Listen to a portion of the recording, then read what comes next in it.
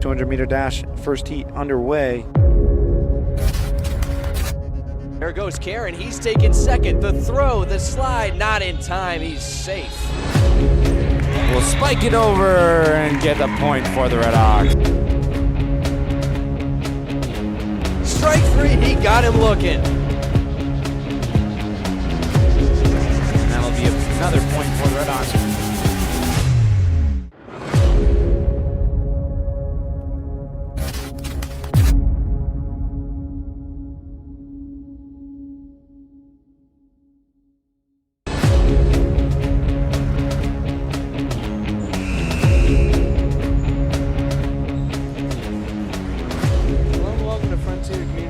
Television. I'm Mason Smith, and we're back with Frontier Volleyball. The boys are back here in the spring, and we've got some special guests from the girls volleyball team that will be joining me tonight on the mic. They're helping run things over on the scores table end of the floor. But this is the Red Hawks' second game of the season. They played against Chicopee Comp in their first game a few days ago, I believe. It was a 3-0 loss. Tough start for the Red Hawks, and they're looking to come back stronger against a very tough but rebuilding Minnechaug Falcons team. I was talking to the coach, David Sapowski, for the Falcons during their warm-ups, and he told me that they've been having boys volleyball at Minnechaug since the 90s. Whether it be a varsity sport or not, I do not know. So we will go down onto the floor now for the starting lineups and the national anthem.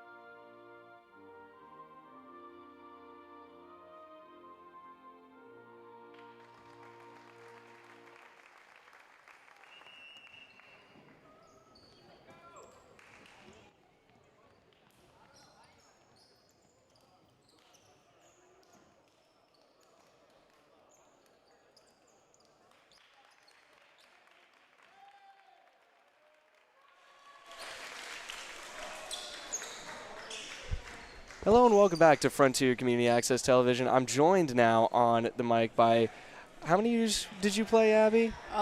Since 5th grade. Since 5th grade. So since 5th grade years played girls volleyball player Abby Hernandez will be joined later, I think in the next set, right, by Mel Ring, who was a teammate of yours in the fall. And you actually covered one of the boys' volleyball games last year. Is that right? I did. Last year, yep. That was fun. Well, I hope that doing it with me this time will be equally fun, Probably I suppose. better. Yeah. So the teams will be taking the floor here, starting 6 on each side, and it's good to be back in the gym for some volleyball. It was a lot of fun in the fall watching you guys compete and go far as you always do. And it was a nice little speech beforehand by Coach Sean McDonald, who you were without in the fall for the first time this year. But he's sticking around to help try and get the boys program to grow here at Frontier. And with that, we will start with a serve by Tavo Vincent Warner of the Red Hawks, which goes into the net. That actually was a problem for them a lot last year. Yeah. How might you go about working on that is what I'd ask you. It just takes time, I guess. You just got to work with your coach Yeah. and learn what works for you. That's really it. Patience. A lot of patience. That serve gets over from the Falcons and over the hand of Evan Mayo there. Second point to Minnechaug, the server there that time, Brennan Roast.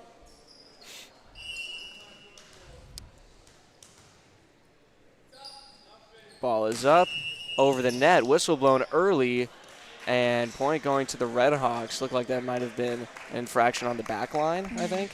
Foot fault. Yep. We had a lot of those last year, too. Not good. Yeah. For the boys, you mean, I assume. No, for the girls. Oh, for the girls, okay. That one goes into the net again. Yet to have a successful serve is the Red Hawks. And as we said before the game started here, the Red Hawks already with one loss recorded on the season. That loss 3-0 against Chicopee Comp. Big wind-up, and Reading hammered it down, but touched the net. Point goes to the Falcons.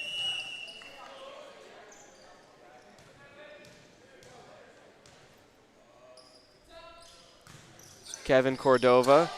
Some miscommunication on the back line there. That was something also. Well, we're talking about two groups here, Abby, that are very, I wouldn't say young, but they're learning the game still, rebuild years, if you will, for both teams. Yeah. Not a single senior on the team for Minnechaug. So that's a nice job from Vincent Warner and Reading to get it over. Played back and across too far. Point and possession to the Red Hawks. 2-5 the score now in favor of Minnechaug. Would you say that you guys, the girls volleyball, ever had a rebuild year, Abby?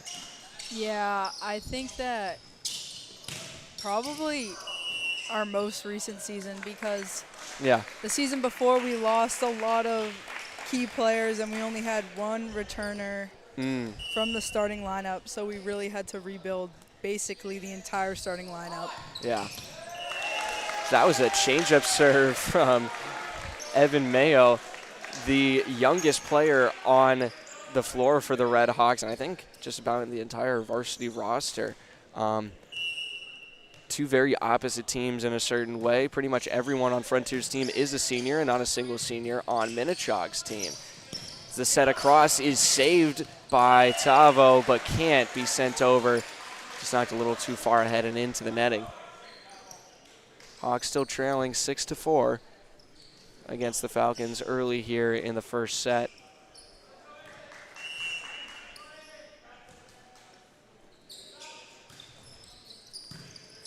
Cordova with the serve for Minnechaug. Rivera tapping it over, and whistle blown a little early, it looks like, but the point going to the Redhawks regardless.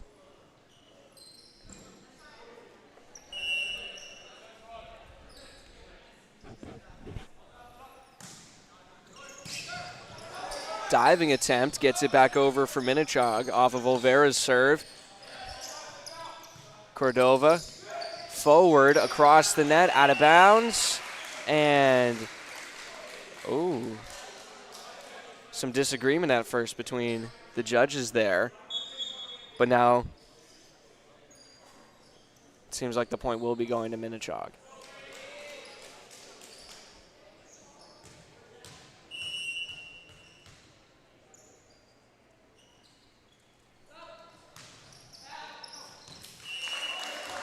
Out of bounds is a serve from Lally Bertze. Redhawks take possession back as Nathan Rivera goes back to serve. Takes it quickly, barely gets it over the net, staying alive here on the near side, and got on top of the ball a little bit too much. Now, Abby, what was your position most of the time? I was an outside. Outside. For the entire season. Really? Yeah. Just this last season or for other seasons? No, like forever. Really? Yeah, I tried to since be fifth grade? No. I tried to be a right side 2 years ago, and that did not work out well. But, yeah, I've always been an outside. And so what are some of those challenges? I mean, we've seen a few times already. I'm sure we'll see plenty more throughout the course of even this set and, of course, throughout the whole game.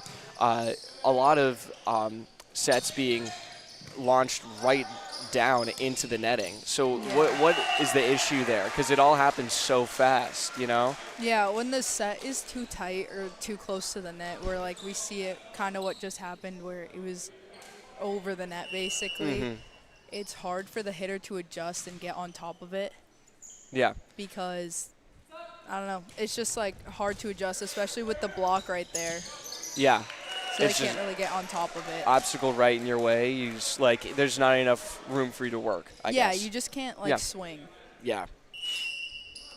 Because, of course, you can't hit the net either. Yeah, like we saw. Yeah, like yeah. A few times. The dig from Rivera sent forward. Vincent Warner, and Petrin with a soft touch gets it over to Minnechaug. And a great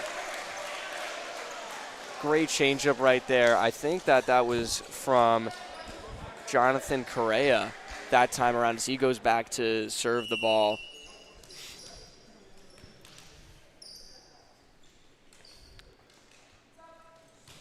Correa over the net. Mayo meets it in the back. Vincent Warner set, and it will go to Minnechaug as Tegan Dexter did touch the net.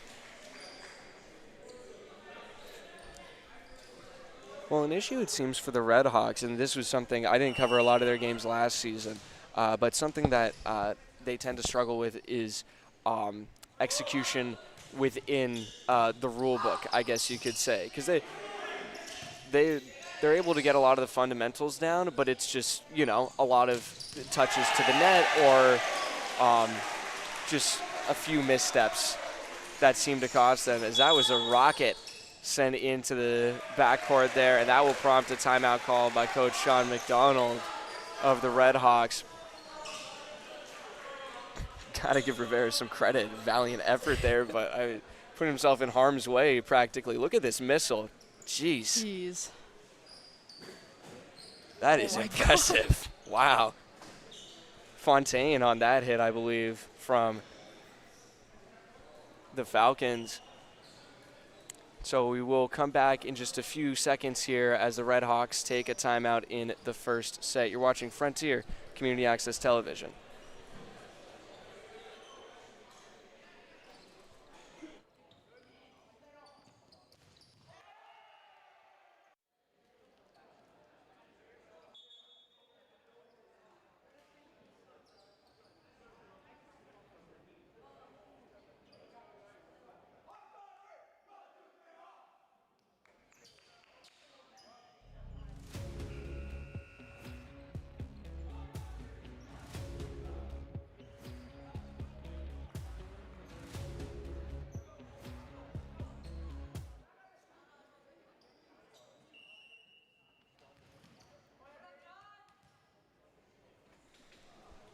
Hello and welcome back to Frontier Community Access Television. Getting right back into the action. Dexter taps it over the net, back to Minnechaug. They got to get it over now, and they do. Olvera gets there, across, and grazed the pole barely. Minnechaug takes the point there, 13-8 the score now.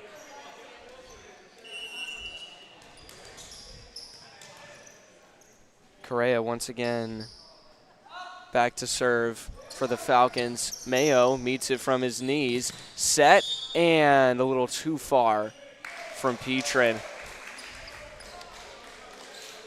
that's kind of what I meant before, Abby. Just like the connections are there, and just some of the execution isn't as clean as you want it to be, or to give you some credit, as clean as the girls are in the fall. Yeah.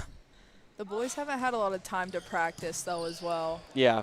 So they're still working on setter-hitter connection, and Tegan, too. We're trying to work on his swing. Yeah. So hopefully it will improve later in the season, so I'm excited to see that. Yeah, and so you, when I was talking to you about getting you behind the mic, you described yourself as a manager. And so what does that, like, I guess, entail for you in, I guess, practices? Because I've seen you there at some practices. Yeah, basically I'm just kind of around if they need help, and I just play whatever drills they're doing with them and just give them tips, and it's really fun because they are really good.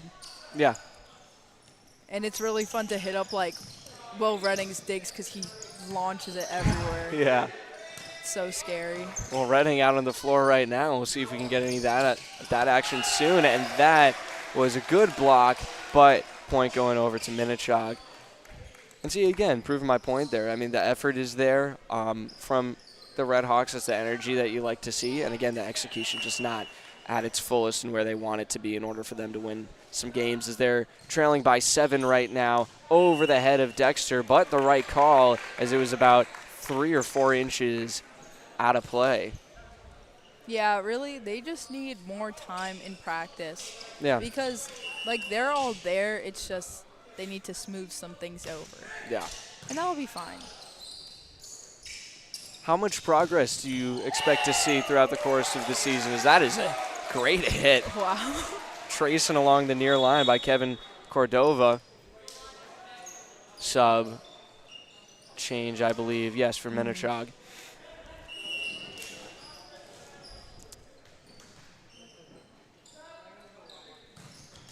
Low serve there into the netting. Red Hawks take back possession on that point to them. But last year, the Red Hawks got to the Western Mass semifinals, I believe. But it's a short bracket anyway for boys volleyball, if I remember correctly. Yeah. Oh, man. A little too far on the hit, but that was a fantastic combo. And I watched him in warm-ups. Darren Dua, number 15. I mean, he's tall, long arms, long legs, just like loaded spring. It's all you need. Here he goes again. Was not the target on that set. Covered. Vincent Warner sends it forward. Olvera didn't get the angle on it, but a tough shot to make regardless as he tries to send it behind him. 18-12 now. The Red Hawks trail heavily. By all accounts, I heard it was worse on the third set of the Chicopee Comp game, as that is another strong serve from Minnechaug. And that was kind of the story of last year as well, just the Red Hawks being unable to execute well on their serves, even just get it over the net sometimes, and then, of course, the other team being stronger. I think that the boys just need to communicate more, and especially when they're they don't have a lead like right now with it being 13-19. It's just they need to come together and figure out what's important and really use like their knowledge of how to play instead of just wanting to hit it super hard, which I know all of them do. Oh, a great save from Tegan Dexter. Man. Used to play soccer, and he shows off those skills right there. Look at that. Kicking it forward, and a great job from Will Petrin, who just checked in for the other Will on the team, Redding. Great awareness to get it back over. Hawks win the point. Dua sends it too far, and that's 2 in a row for Frontier.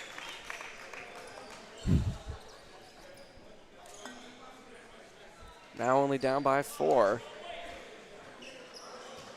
Mayo had to go and retrieve the ball from his storage closet over there. Now he's back ready to serve. Met by Andon Cordova. The set, hit, deflection, and Minnechaug's point off of the deflection.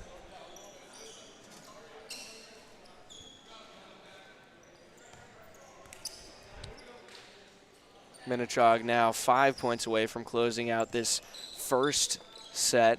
Already seeing some good growth from the Redhawks, though, Abby. They have performed better in the back half of this set than they did in the first, and now they're getting some chances to capitalize on a few Minnechaug missteps.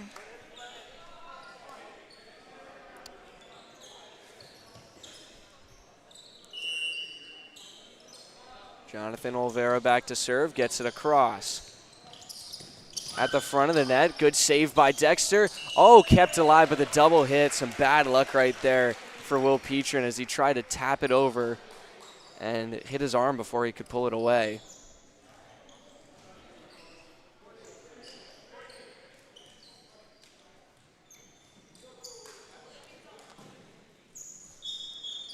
(21-16). Both the Riveras on the floor right now. Number 8 is Nathan. Number 13 is Ethan. And Nathan's new to the team this year, and he's doing really good.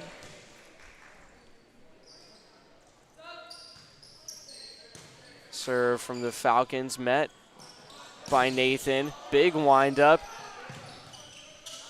You got to get it over on the third hit. Ethan saves it on the back row. Mayo punches it forward. It was Petrin to get it over for the Redhawks, and that is going to be a point for the Redhawks. Carey.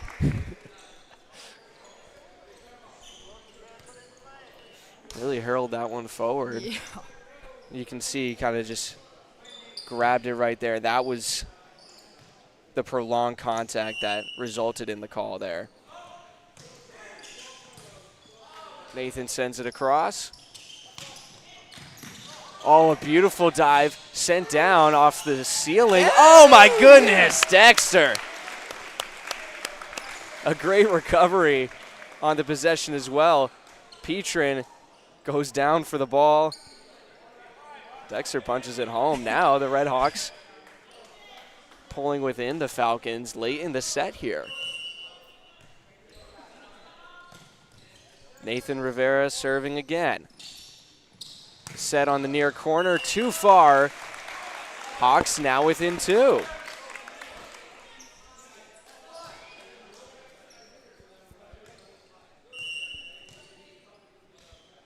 Rivera for the third time. Diving save. Ethan. Vincent Warner across. He got it over. And he gets the kill. Wow. Just had a sneaky set. Oh, shit. And now we got a timeout called by the Falcons. Vincent Warner getting some credit on the sideline. Look at this. That, I don't know whether that was just impressive or lucky. Both. Well, we'll go to a quick break here as it's 21-20. Hawks have climbed back in this first set.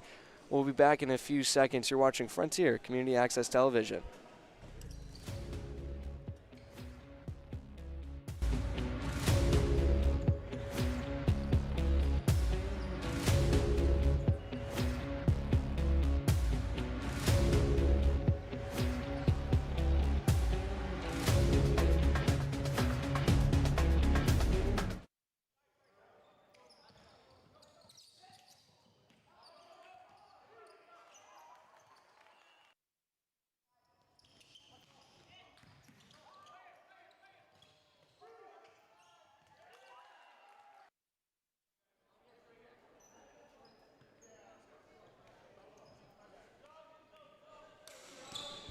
Hello and welcome back to Frontier Community Access Television.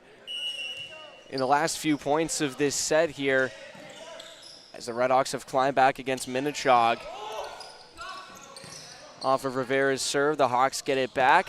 The set, Dexter, they can't save it. Oh, they do off the net. And now the point goes to the Redhawks. Now we're tied at 21 here. An impressive showing early from Frontier. Rivera sends it across again. Popped up, still alive, and they can't get it over on the third hit. Vincent Warner fired up on the front row as the Redhawks, for the first time in this set, take the lead. Yeah, they picked up really well, actually. Very impressive from the Redhawks late here. Can they hold it? Oh, and a hit to the face on Dexter, spinning away from it.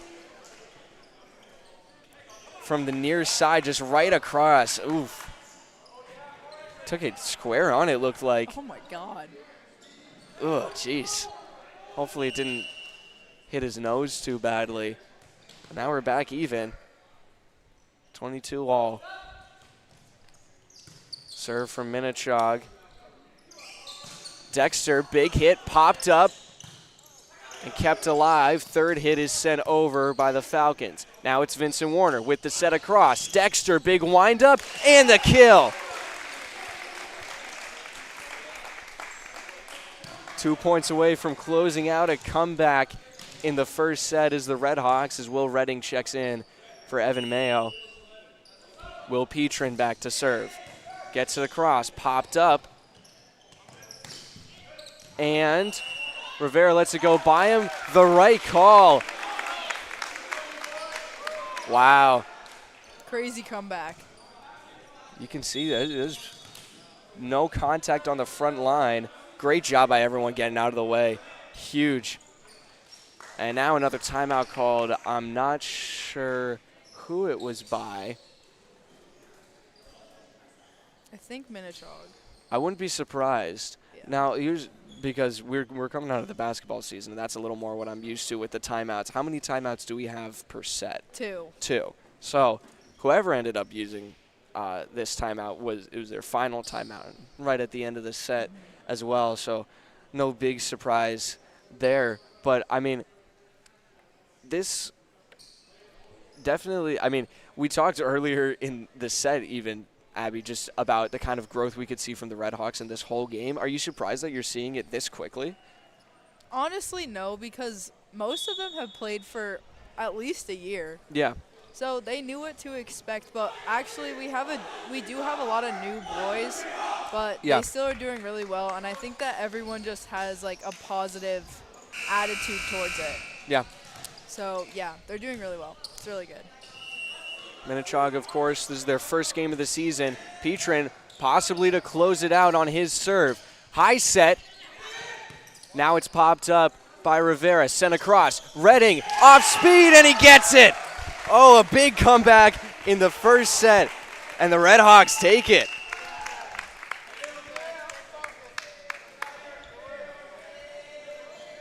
(25-22), the final score of that first set, and it's a great job from the Redhawks as they will switch sides. And when we come back, Abby, you'll be over on the scorers table, and we'll be joined by Melanie Ring. Yes. Well, it was good to have you. Will we have you back at any me. point, do you think? Maybe? Definitely. Maybe not this game, though. No, not this game. We'll have I'll Mel be back with eventually. us. Yes. Yeah, Mel will cover the rest. All right, well, it was good to have you. Have fun on the scorers table. We'll be back in a few minutes with the second set here in Goodnow Gymnasium. We're watching Frontier Community Access Television.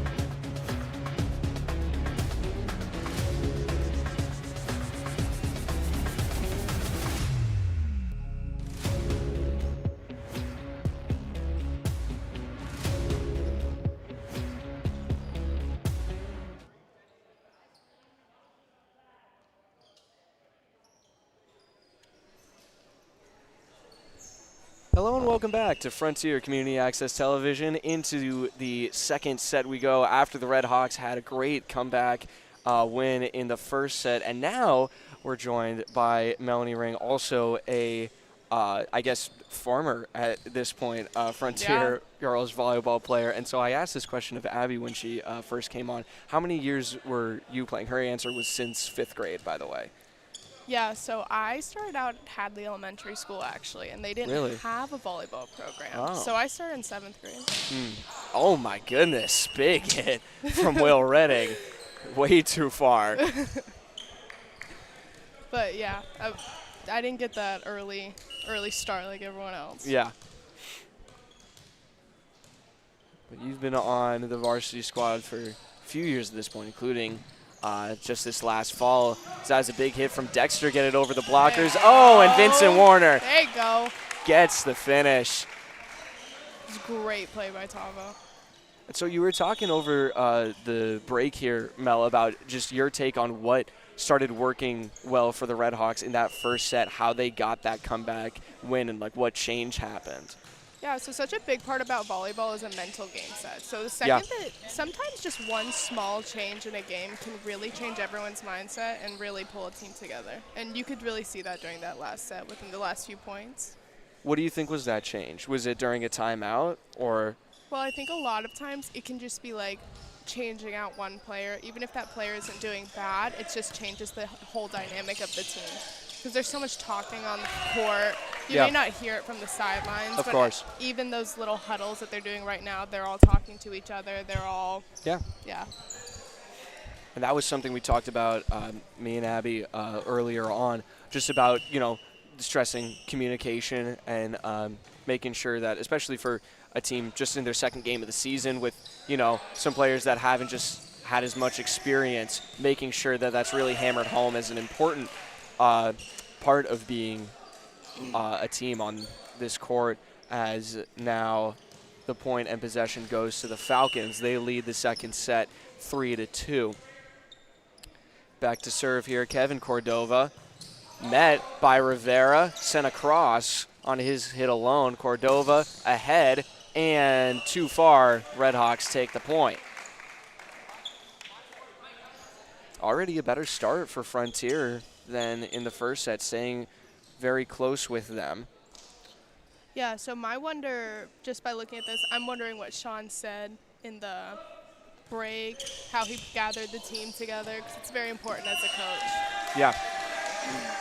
And you were coached by Sean for how many years? Since 7th grade? Yeah, pretty much? Sean helps out with all the teams, so yeah. Yeah. His talks in between are very important. He's a very direct coach. He's telling you, this is exactly what you're doing wrong. This is exactly how you fix it. Don't stress on it too much, but it's important that you're aware. Yeah. Set, almost saved, and the Red Hawks get it over. A good scramble, as now they'll set it back to Dua again. And as a similar call we saw on the last set, point going to the Red Hawks, a carry. I don't think that's the actual term for it. But sometimes it's a carry, sometimes it's a lift. Right there, a lift, I think. Yes. It depends on who's reffing. Got to get it over, and they do. Good recovery from the Falcons. Vincent Warner pops it up. The set from Redding, and Olvera gets it back over. Now, across Dua, and a big block on the far side by the Red Hawks. Back set over the blockers. Mayo's there for an easy dig. Here comes Rivera through the blockers and down. Darren Dua upset with himself here. He had a couple big hits in the first set, but defensive game not there right now for the Falcons. Finding that hole in the block is super important as a hitter.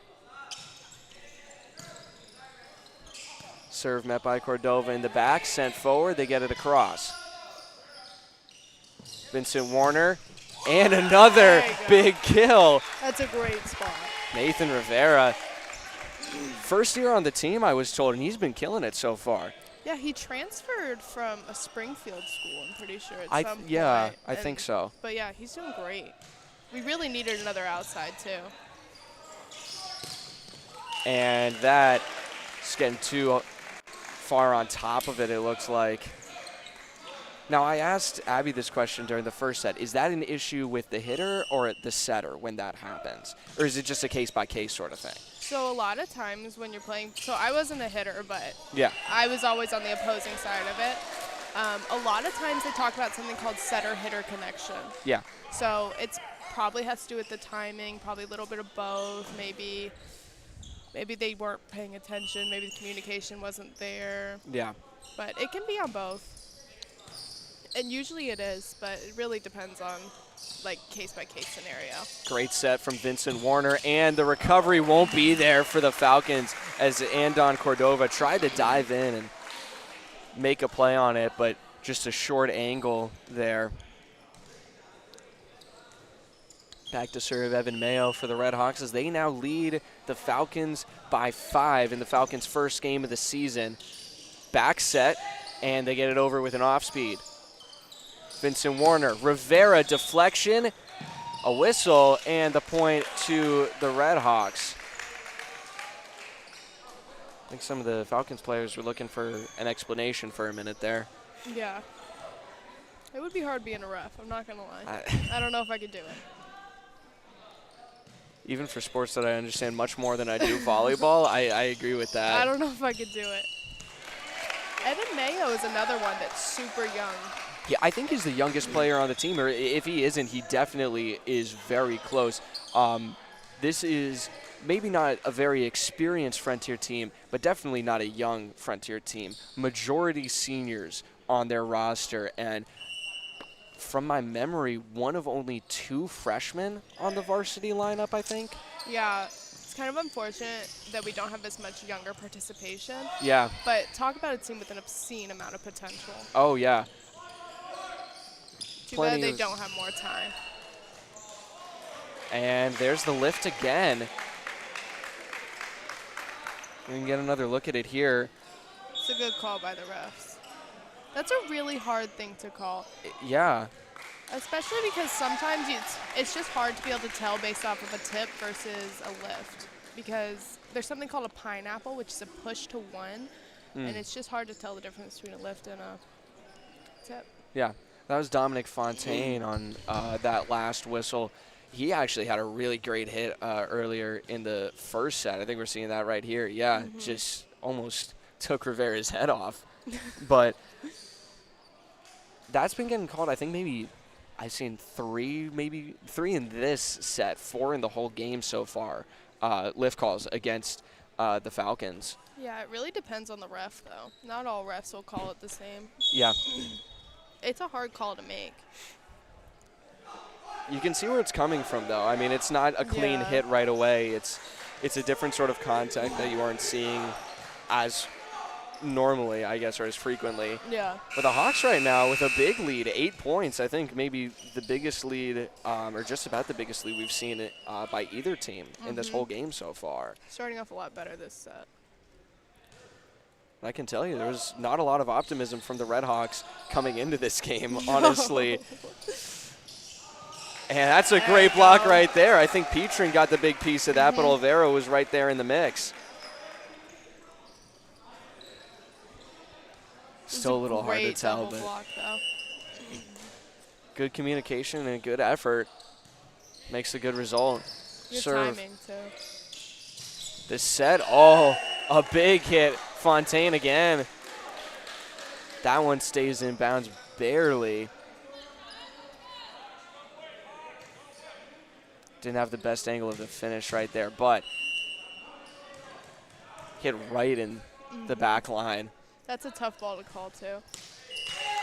That one not as tough as it hits right into the net. Especially if they haven't talked about seams yet. Seams are really hard to call depending on where you are. Yeah. As we have a substitution, Ethan Rivera coming onto the floor for Jonathan Olvera.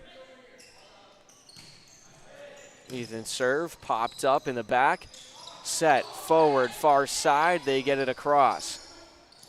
Vincent Warner, and didn't get enough on it, it looked like, or didn't really get on top of the ball the way he wanted to. Yeah, I would imagine that that was probably a timing issue. Yeah. But in this game, you're really starting to see a more like relaxed perspective on that doubles rule. Did you ever hear about that? No. Well, a double is like when you hit the ball twice while you're setting it, and I feel like you're really starting to see it that rule relax a little bit. Minnechaug sets it to the far side. Dexter with the dig in the back row. Now Rivera, between his legs.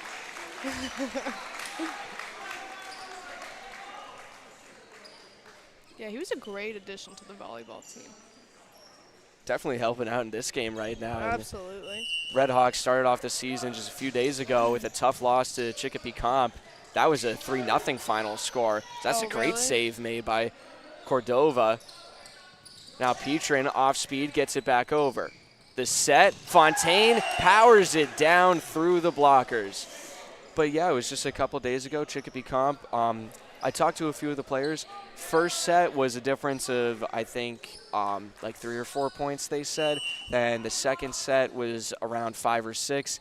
And then the third was, I didn't hear anything about the third other than that. It went downhill pretty quickly once they kind of got backed into a corner a little bit. But I think that does have to do with the mental game you've been talking about. 100%. And sometimes those close losses are 10 times harder than Yeah. being blown out of the water. Especially when they start to pile up as well. Oh, yeah. And I'm pretty sure they struggled with a lot of close losses last year. And Oh, so yeah, I do remember I'm that. sure it's a very familiar, unhappy feeling. Yeah. Well, this call goes to the Falcons, but this Minnechaug team is familiar to the Red Hawks. They faced them last year. So that's a very close call. I don't know how these refs do it without line judges, if I'm going to be honest. Yeah. Looks like it. It's out, but Yeah. that was a scary call to make. Good call made by the officials. As that is popped way up. You got to get it over, and they do off the hands of Vincent Warner. Now the setback. Oh, and a good finish. Darren Dua. But the reason why there was so much pessimism on the team, I think, Mel, is because this is a completely different team than the Red Hawks faced last year. They graduated virtually every single player on their varsity roster last year, all seniors. And so this is a Minnechaug team that they haven't seen any of these players before, pretty much. That was a great dig in the back by Mayo. Now over the blockers, too far. If I'm going to be honest, I feel like a lot of teams are coming up with a rebuilding year, including the Frontier Red Hawks girls. We just graduated, what, 9 or something like that? Oh, it was a lot. It was a lot. There's quite a few Frontier teams in general that are looking at some rebuilding years. A lot of seniors leaving. I think Long Meadow girls is about to go through that too. They graduated For a ton of volleyball? players. Yeah. That was a tough look from Will Redding. Didn't have the timing right on that hit attempt. So now it's Minnechaug pulling within 6 here. As Vincent Warner calls off his teammates. Dexter across, popped up high and right back down off of the backboard. Just pulled up all the way to the ceiling. Ceilings really are volleyball players' biggest enemy. We saw quite a bit of ceiling interference in the JV game while I was watching that. That was, I don't think I've seen it happen that much in one game. As the set's over Dua, hard hit. And Rivera, with a nice effort, probably could have let that one go, though, I think.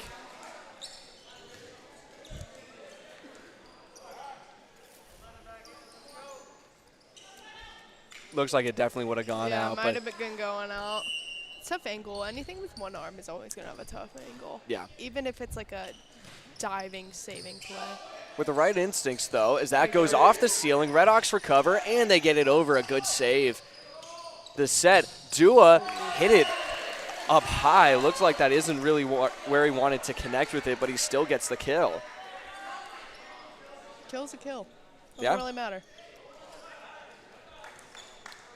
Now just a 5-point lead for the Red Hawks, as it seems like a comeback could be spelling itself out for the other side of the floor here. Back to serve is Kevin Cordova. His brother Andon on the floor as well, wearing number 1. Oh. There's another tough break on the ceiling from the Red Hawks. I don't even know if our camera got that. It hit the blue tarp that separates the gym in half whenever Missy or Mr. Sear, I guess, brings it down. That blue tarp is a killer. I don't know. I've definitely fallen victim to it quite a few times. I feel like they could pull it up a little higher, I too, feel like they you could know, too. right? It's like, I mean, it's a good, like, 2, maybe even 3 feet hanging down, I feel like. But we are lucky. We do have a particularly amazing gym for volleyball. When I've in the past covered the girls volleyball team on some of your guys' tournament games in the postseason, you know, traveled with you guys. I haven't traveled with you that much, but when I have, I've seen some bad gyms. Bad gyms. But Sean, like, designed this gym floor, like, with Really? volleyball in mind. Wow. That's why we have the whole volleyball layout here. Yeah. But it looks great. And it's a great place to play. I definitely prefer a home game over any away game. Yeah. Little extra advantage Yeah, you in get a more little than one extra way. advantage, a taller ceiling. Oh, yeah. Yeah. The floors are great. Besides in the summer, it gets really hot in here. It's already starting. We're already starting to feel that. I mean, know. I was walking into the school this afternoon to get ready for the game, and it was just very humid. Like it just hit me all of a sudden, and then I could feel like the moisture like underneath like my hoodie. It was. We got a little fall spring going on right now. Yeah, so that's an ace right off the timeout from Minnechaug's Kevin Cordova.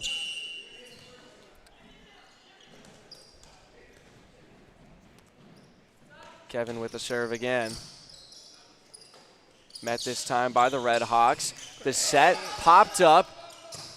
Kevin sends it forward, and Falcons get it across. Vincent Warner pops it up on the near side. Dexter's blocked. Overa helps to keep it alive. Set again. Redding off speed. Nice rally here. Now they send it across. The Falcons met by Vincent Warner. Collision, and that's the miscommunication that's plagued the Red Hawks in the first set. But I will say, I don't know if you realize the utilization of Tegan Dexter on the right and left side as a hitter, but it's a very smart move. He's a great hitter. He grew a lot last year, too. It was great to see that from him as he gets the dig off the serve there. Olvera laying off this time, and Redding goes airborne.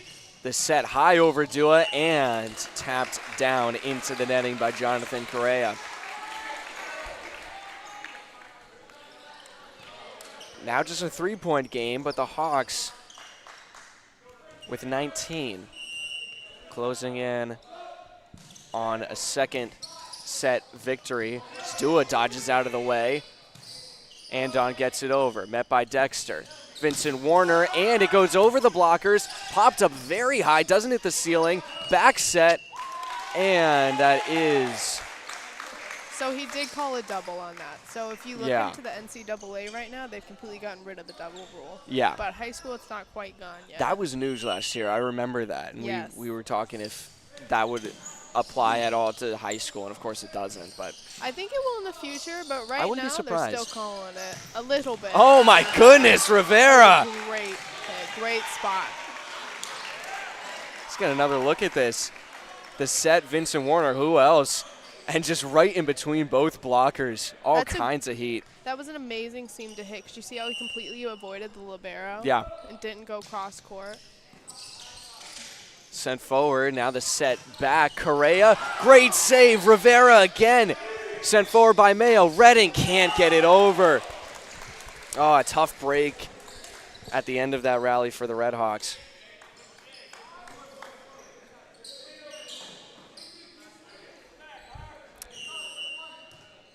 Now back to serve Andon Cordova. Dexter with the dig, tapped back, and Rivera gets it over. Kevin from the back line, now across the floor, and it was a good call by Tavo to get out of the way. Red Hawks pocket the late point. That's a hard cross-court call. Yeah. Looks like it was out, though. Yeah. Very close. Refs have been on top of things tonight. You got to give them some credit. Oh, a great save. Go, Tavo, the block, and not kept alive. These are by far two of my favorite refs. I was going to ask if you knew them. I didn't get a chance to ask Abby, but. Yeah, they ref the girls. They've been reffing for a really long time. I mean, I imagine that they must have to with the shortage of refs that we've had in the past couple years. Absolutely. As Rivera gets the dig off the serve. Soft set and Correa, big hit block from Petrin. Olvera there as well. They send it over. Olvera, Vincent Warner, Rivera over the blockers and down. 23-18. Redhawks just inching closer and closer right now.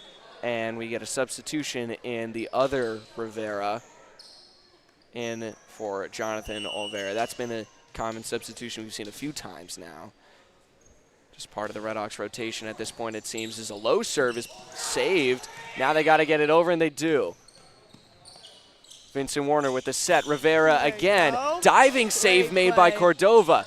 Back set. Who's got it? Correa gets it. Back set again. Vincent Warner. Petrin won't get the kill. Kevin in the back line. Block. Can't be kept alive. Oh, that's tough. You're starting to see Sean run those slide plays with the boys because he used to run that a lot with the girls. I don't know if you remember, but. I remember the motion. I remember seeing that kind of movement a lot. So now, with possession is Minnechaug, a chance to try and climb back into this game, or into the set, I should say. Dexter gets it over. There you go. The set, far side, over the blockers. Dexter with the save again. Vincent Warner, Rivera over the block and down.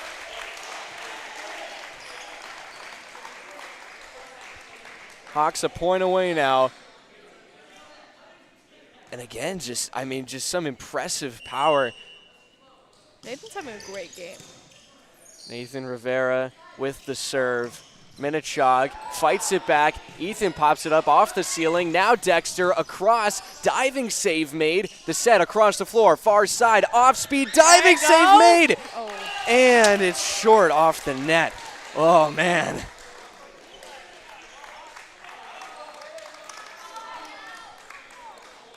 See, I personally wouldn't want to be in this server's shoes.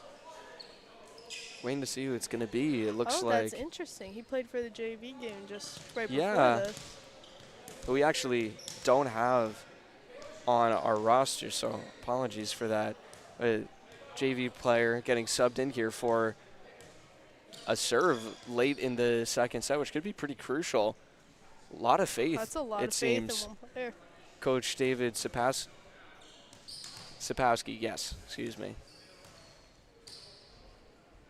And now we're having. Seems like it might be a discrepancy with the roster. Yeah. Not being on it. He was on JV. He did play. I remember watching him. Made a few great plays, and they might not allow him to come in if he's not on the varsity roster. Yeah, I'm not 100% how those rules go as far as regular season. And they're taking him off. Oh, man. Oh, that's so unfortunate. That's a tough break. I mean, a little bit, not to throw shade or anything, but a little bit on the coach for that one, you know. I mean, if you had plans of possibly bringing him in, then, you know, some apologies right there happening. Yeah. Some explanation. And I wonder what the thought process, because it seems like he's pulling from his JV team entirely to filter out this last serve. A little bit. Well, this is a player that's on the varsity roster, just hasn't gotten any playing time. This is Peter Black. Yeah, he also played for the JV game, though, as a Oh, yes, you're right. You're right. Yeah. But that's a lot of faith in your youth program. Yeah. I like that. Now the refs here in front of us having some conversation just to make sure they're on the same page with things. You have to imagine that the rule is, I mean, we were given this roster by the coach of Minnechaug, so I have to imagine what they have on the scores table matches up with ours. And for sure. We didn't have number 5 on our roster, so I doubt that they did. And so it makes sense that you can't put a kid on the court that isn't on your roster. Otherwise, you could put in anyone you want, I guess, out of the crowd. I would imagine it's an unfortunate call to make, though. Yeah. I mean, I'm sure that it's the refs, you know, they have to abide by the rules the same as the rest of us. So, and now it seems like David Spakowski, Oh. they are subbing him in. Serve. Now, I saw a motion. He motioned for a timeout. It looked like he was saying, could we take a timeout to add him into the roster possibly? I don't know if that – so whatever technicality there was, it seems to be sorted out. He might have pointed them towards his JV roster to say that, yes, he is on their team and he does go to the school. I'm not sure. I'm not sure if you have to clear that with the MIA first or if they're just asking Sean and Sean's like, yeah, whatever, I don't care, let the kid play. Yeah. Well, you can see them talking with Coach McDonald over there right now, and it seems like they're fine to play on. Well, here we go. This is a lot of pressure. A lot of pressure. He did perform well. I'll give him some credit for that. But here's the serve. Does not get it across. After all that, and to be honest, though, he might have gotten iced out by his own coach. I was just going to say that, actually. I wouldn't be surprised at all. He might have gotten iced out by his own coach. Not much you can do about that. It's a mental block. Yeah, a lot of pressure. Really unfortunate result there, but especially for a JV player. So it was a rough start for the Red Hawks. They came back, took that first set, and it seems like it might be very crucial in this game as they win the second and look to turn their season around early on. They lost their first game again, 3-0 against Chicopee Comp, and now they're right on the doorstep of beating, I guess, an old foe of theirs from last season, the Falcons, 3-0 if they can close out this third set here. So they will switch sides, and when we come back, it will be the third and potentially final set here in Goodnow Gymnasium for the evening, unless we see a late surge from the Falcons. You're watching Frontier Community Access Television.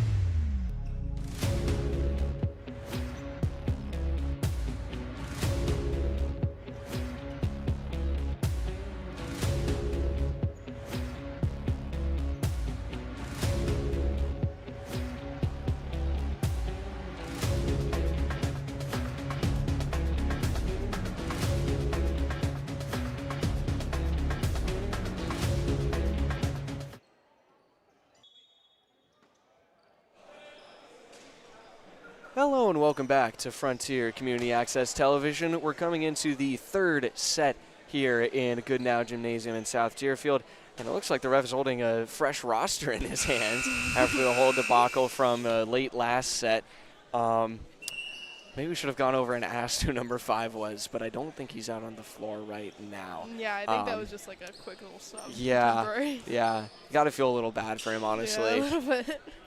But the Redhawks here, despite their pregame pessimism, it seems, are leading the Minnechaug Falcons 2-0 in sets. Looking to close it out early here. Will be Tegan Dexter, who's had some great action up front, who will be opening up the third set with a serve. Good serve. Strong again, and they get the opening point as well. Nothing's better than an early lead.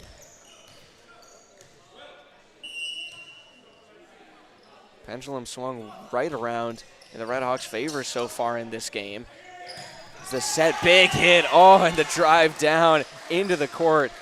It's Darren Dua. Not much you can do besides just block it.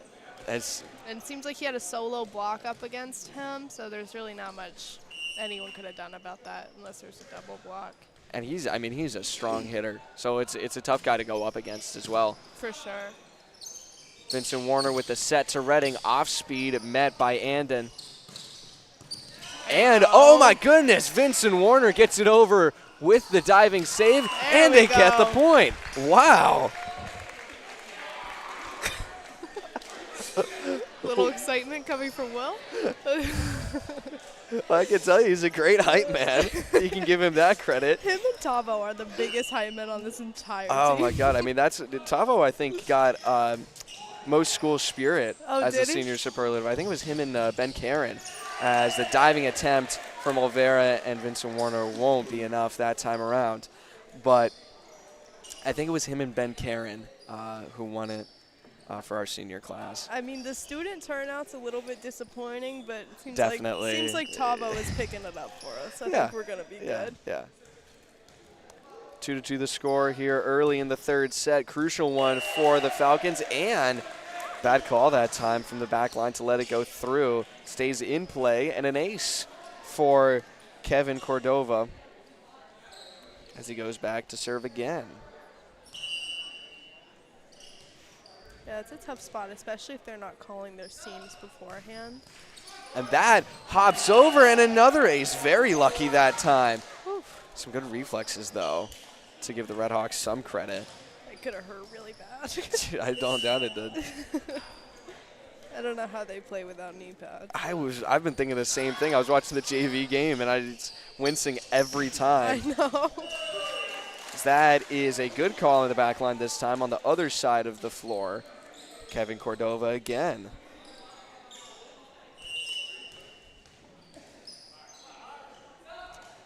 Kevin with the serve, low once again, but it clears the net. Set to Rivera over the blockers and down. We've seen it again and again tonight. And I mean, it's just a joy to watch when you have a hitter up front that just has that much power, and I guess hurting his teammates too. Will Petrin nursing his hand at the moment after a strong high five from Nathan. I mean, Courtney talks about it all the time. Use blockers' arms. Ethan from the back line. Now the set from Tavo up to Nathan, and another kill.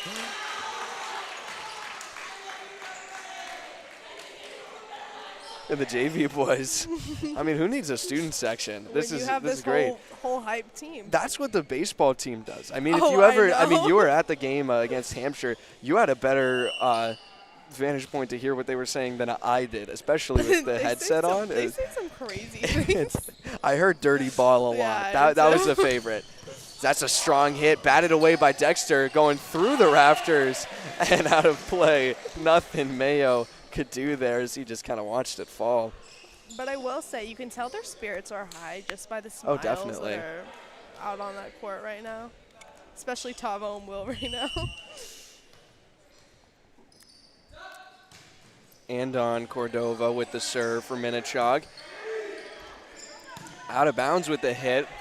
was Nathan Rivera helping to get it over with Ethan, as that's a strong tap. There you go. Not a big windup, but a big finish. It seems like there might be a discrepancy between the ref. One's called it in, one called it out, but I believe it's this upper ref's call. Yeah, I think that they've sorted it out now. That happened a few times in the first set where they just didn't quite agree with each other, but it's hard without a line judge. Yeah, quick conversation and they settle the issue of the point as the back set is dumped down. Brady Laliberte, I haven't seen him too much, but he's been making a couple big moves with the limited time he's been getting on the floor tonight. You got to make the best out of what you get, I guess. Yeah. You got to earn that playing time. He seems to definitely be doing so. As his team now leads 7-5 over the Red Hawks. It's the back set to Petrin across the floor and a little too strong out of bounds. It was a great set off of that pass, though, by Tavo. Tavo ran away with the assist leader title for the boys team last year. Upwards of 400, I believe. Tavo is a very dynamic setter. He's got very soft hands. He does a great job at using any ball that's passed to him. Yeah. As that ball was out of bounds when it crossed the netting. Called a point for Minnechaug. Now they lead the Red Hawks by 4. Laliberte with the serve again. Good communication on the back row. Now Mayo gets it over. The set. And denied by Petrin. He punches it back over, trying to find a dead zone. Scrambling is the Falcons. Now Ethan, Tavo, Petrin off speed. They save it. Laliberte. Correa across. And it was outside when it crossed the net. Frontier point. Big win on a rally there.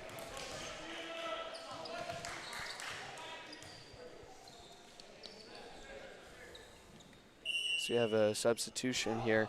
Some hesitation on the back line from Will Petrin. Oh, a good scramble, and Correa there we go. With the finish on the save. Set across, and not quite there. I was going to say, that was a great hit. That was great. I saw the idea, though. There was an open spot. I saw the idea.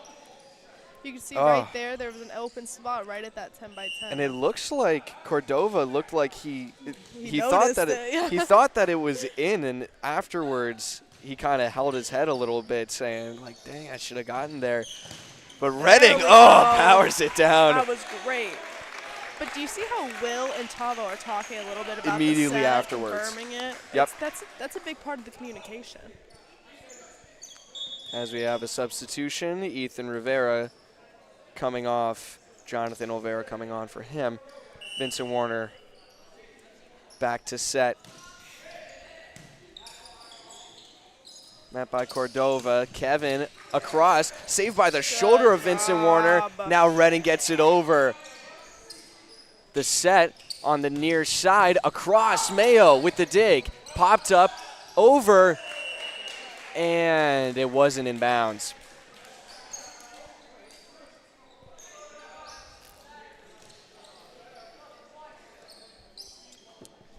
Dominic Fontaine back to serve here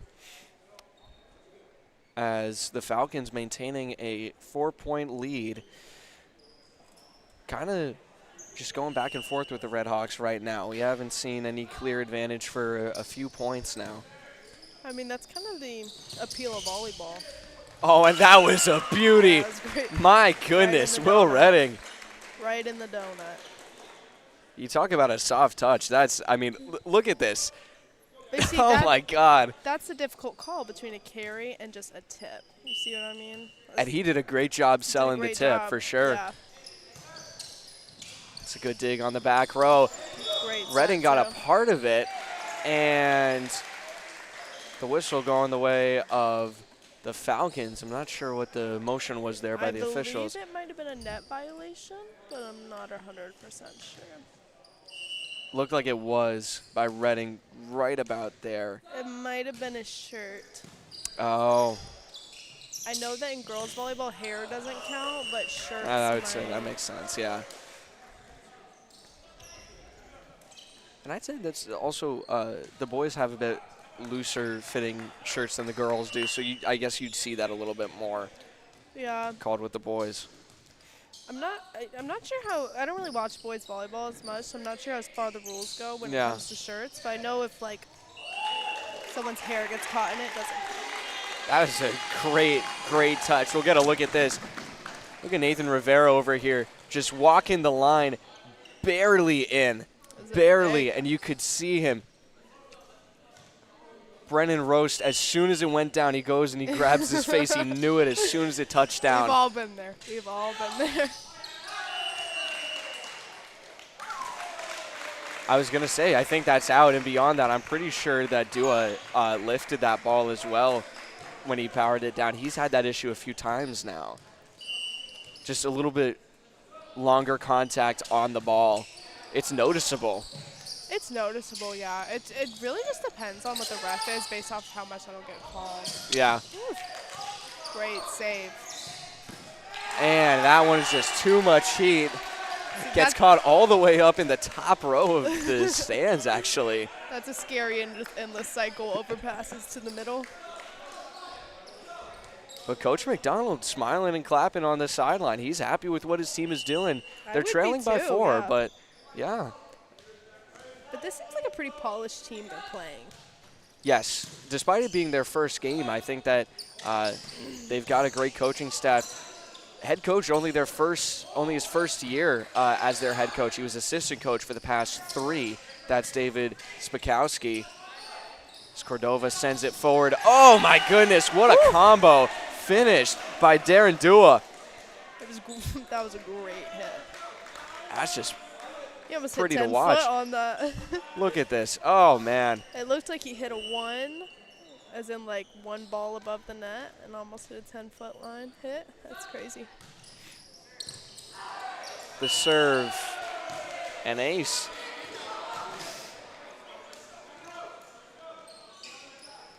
Yeah, you can see Sean emphasizing the need to talk. Yep.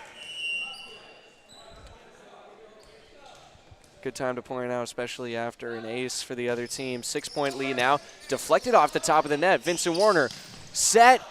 Strong hit by Petrin, too far. And now we're going to timeout called by the Red Hawks here as they trail by 7 in what could end up being a very crucial third set. They've got an opportunity to close out the game.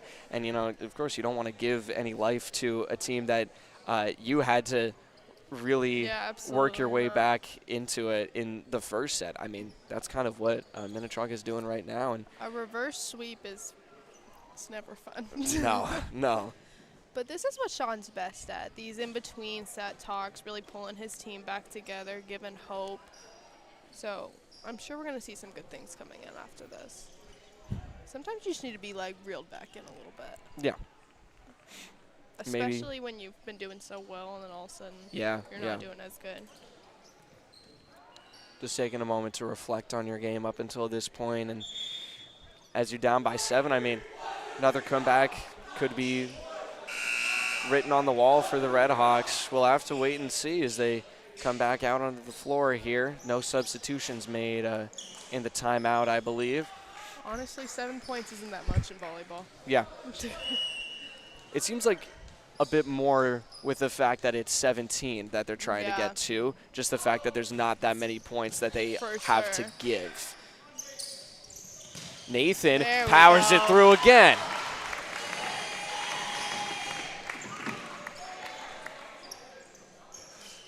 His brother Ethan, after celebrating very loudly, checking in onto the floor, taking Olvera's place. They've really raised some super dynamic players on this team. It's really impressive. Yeah, I mean, for sure. Low serve. Great spot for a serve. Oh, man. Dua, again, I mean, he's polished up his game with the lifts that he was called for earlier, and he's just becoming such a threat on the front line. But now he checks out of the game. I believe he was a middle. Yeah. So he should be back.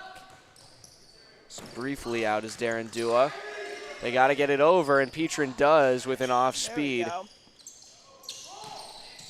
Back over by Correa. Vincent Warner with the set. Here comes Nathan again, and he gets it again.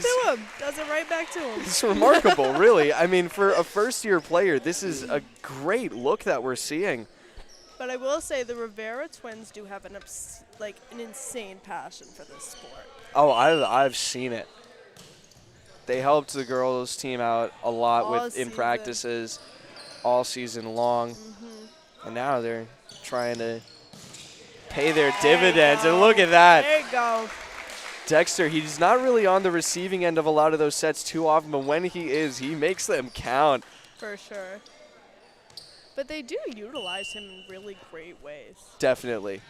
It seems like sometimes they have him hitting on the right and outside, which is really a smart move. Oh, diving attempt made by Nathan. Not quite there. He got a piece of it, though. You got to give him credit for that in the dive. For sure.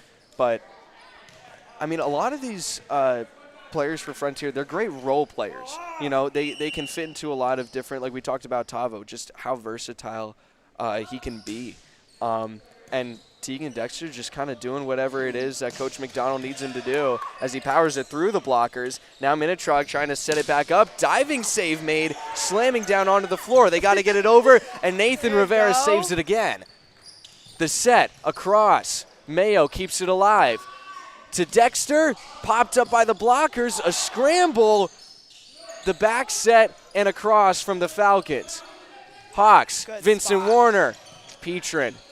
Won't be able to kill it there. Now on the near side, powering it through, and they get the kill. That's just a scene that they're going to have to learn to close, and that's just a hitter they're going to have to learn to read. A lot of it comes down to body language and which way their body's facing and their arms. Some of those split-second decisions. For sure. Mayo didn't get the angle on the dig and just powers it underneath the net, and now 21-13. Looks like this set is starting to close out of reach for the Red Hawks unless they can get something going soon in this next point or two, as that set is across and they might get a chance here. So now it's 21-14. Will Redding checking into the game for Evan Mayo. Will Petrin back to serve for Frontier. Gets it over the net. The set blocked. Great. Redding, one-handed, gets it over after he blocked the big hit. Correa across, and Petrin wasn't there. Looked like he might have slammed The his. effort was there, though. Yeah, I think he might ask to. Yeah, he's coming out here. He just jammed his hand right down into the floor. Ugh.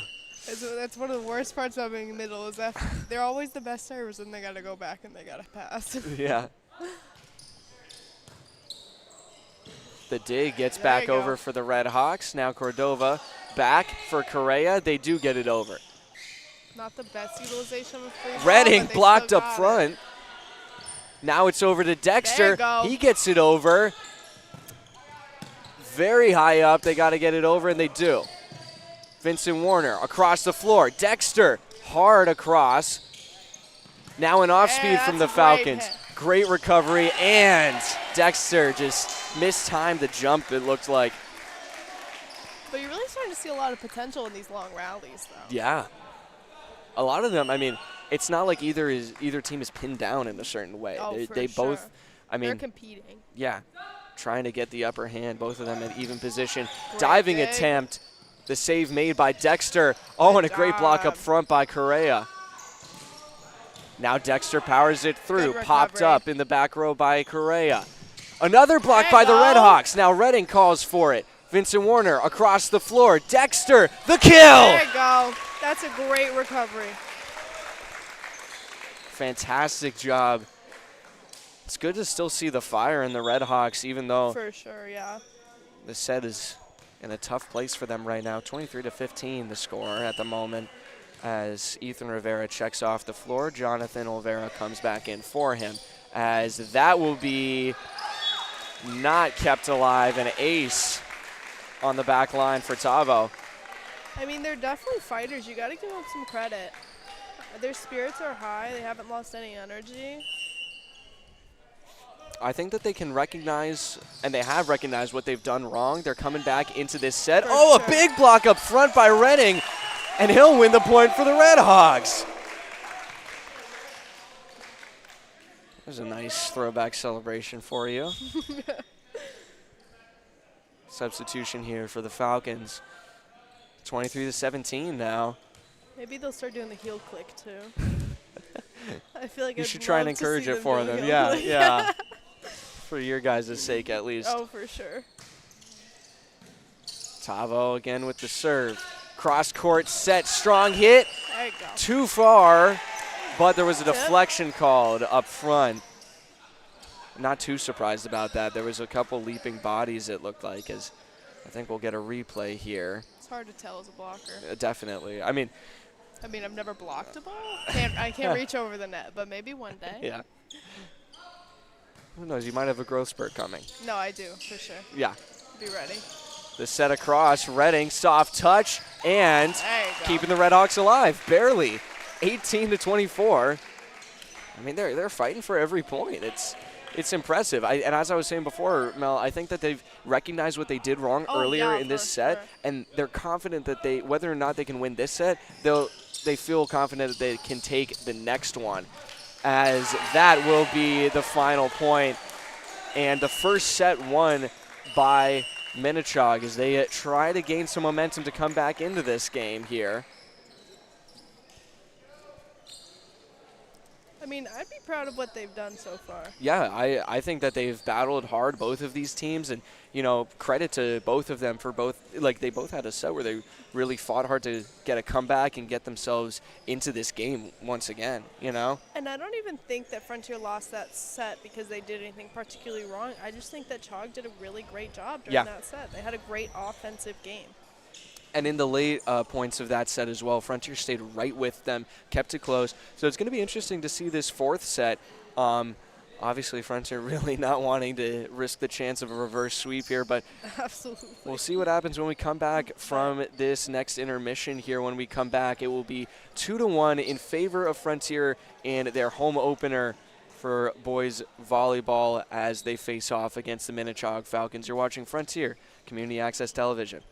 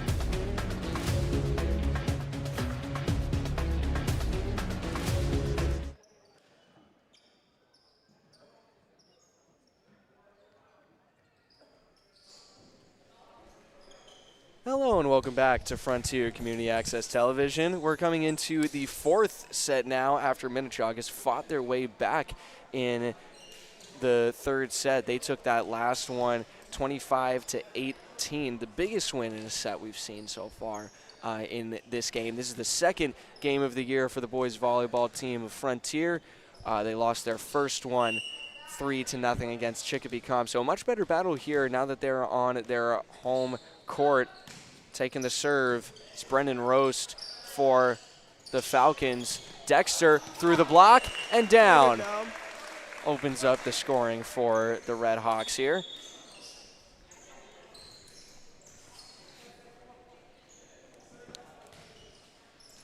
Got a good server on the line, too.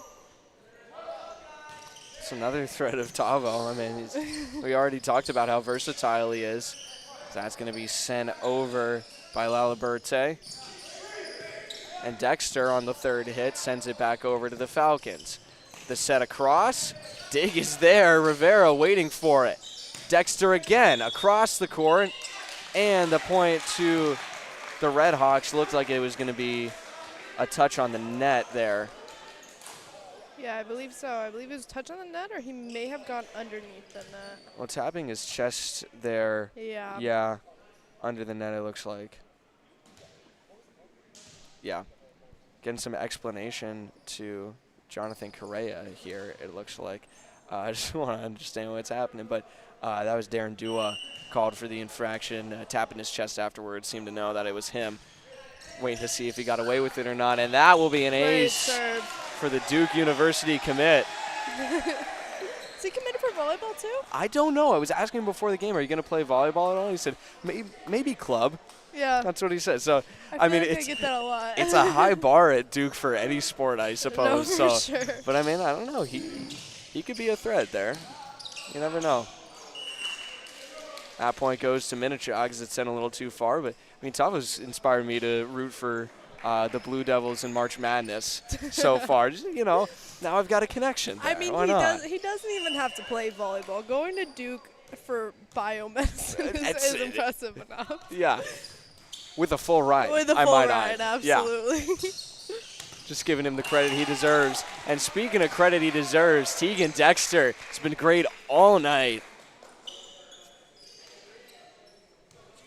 Big hit again through the blockers, that time through Brady Laliberte. Now he's back to serve with plenty of power as well. He gets it through. Laliberte across the net. Rivera gets stopped this time, but out of bounds, Frontier's point.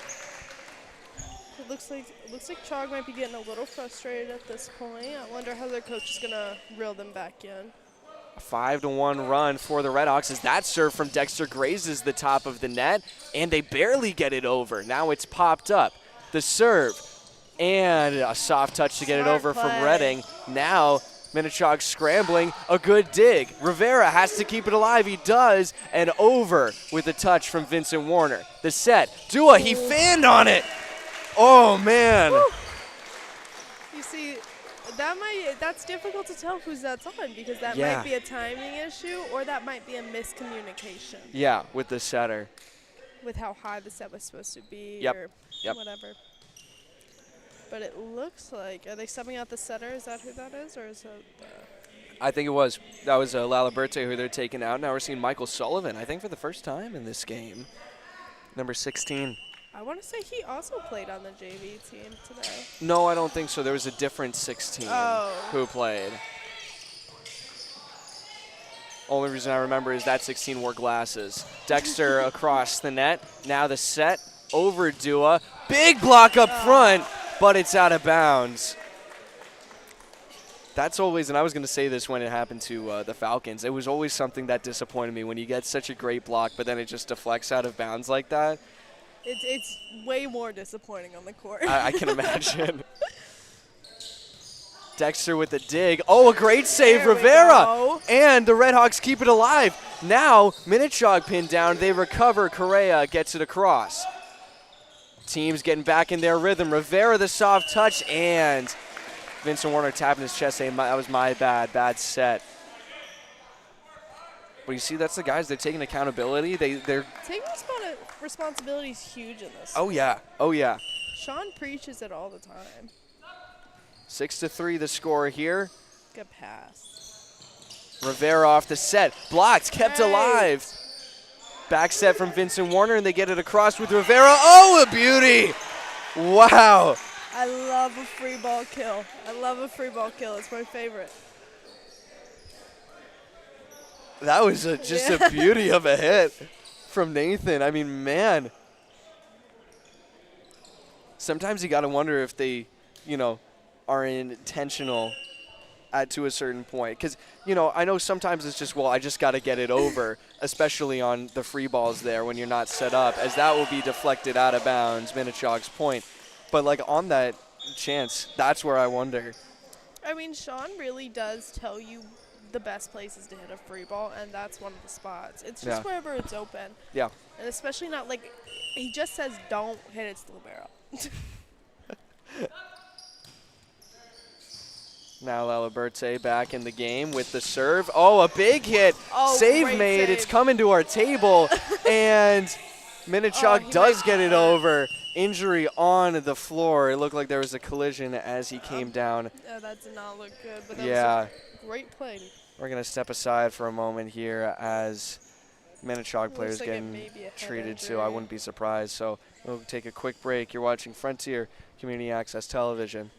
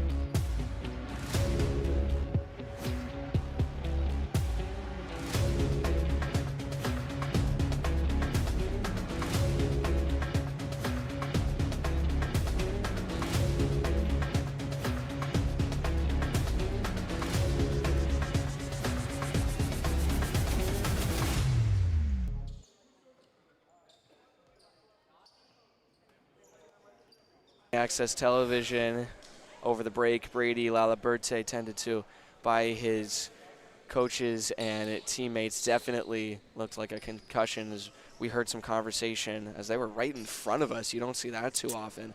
Right in front of our announcers table here.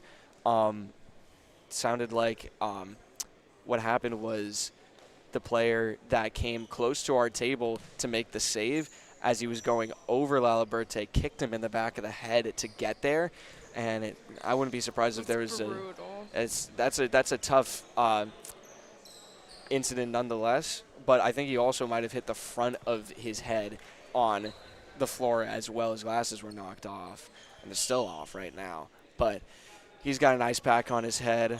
Conversation between the officials and the coaches of Minnechaug as they make a substitution into the game for Laliberte. He seems to be more or less okay on the bench. Definitely won't be returning to the game, I don't think. Probably not. This is one of those times where it's like, oh, it'd be great to have an athletic trainer. Yeah.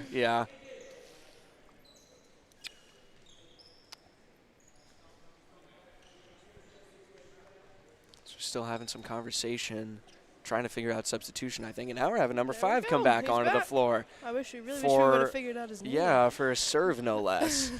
Again. So getting some extra encouragement from his teammates. And on the athletic trainer note, a friend of mine, hold on. We got a stoppage on the floor again.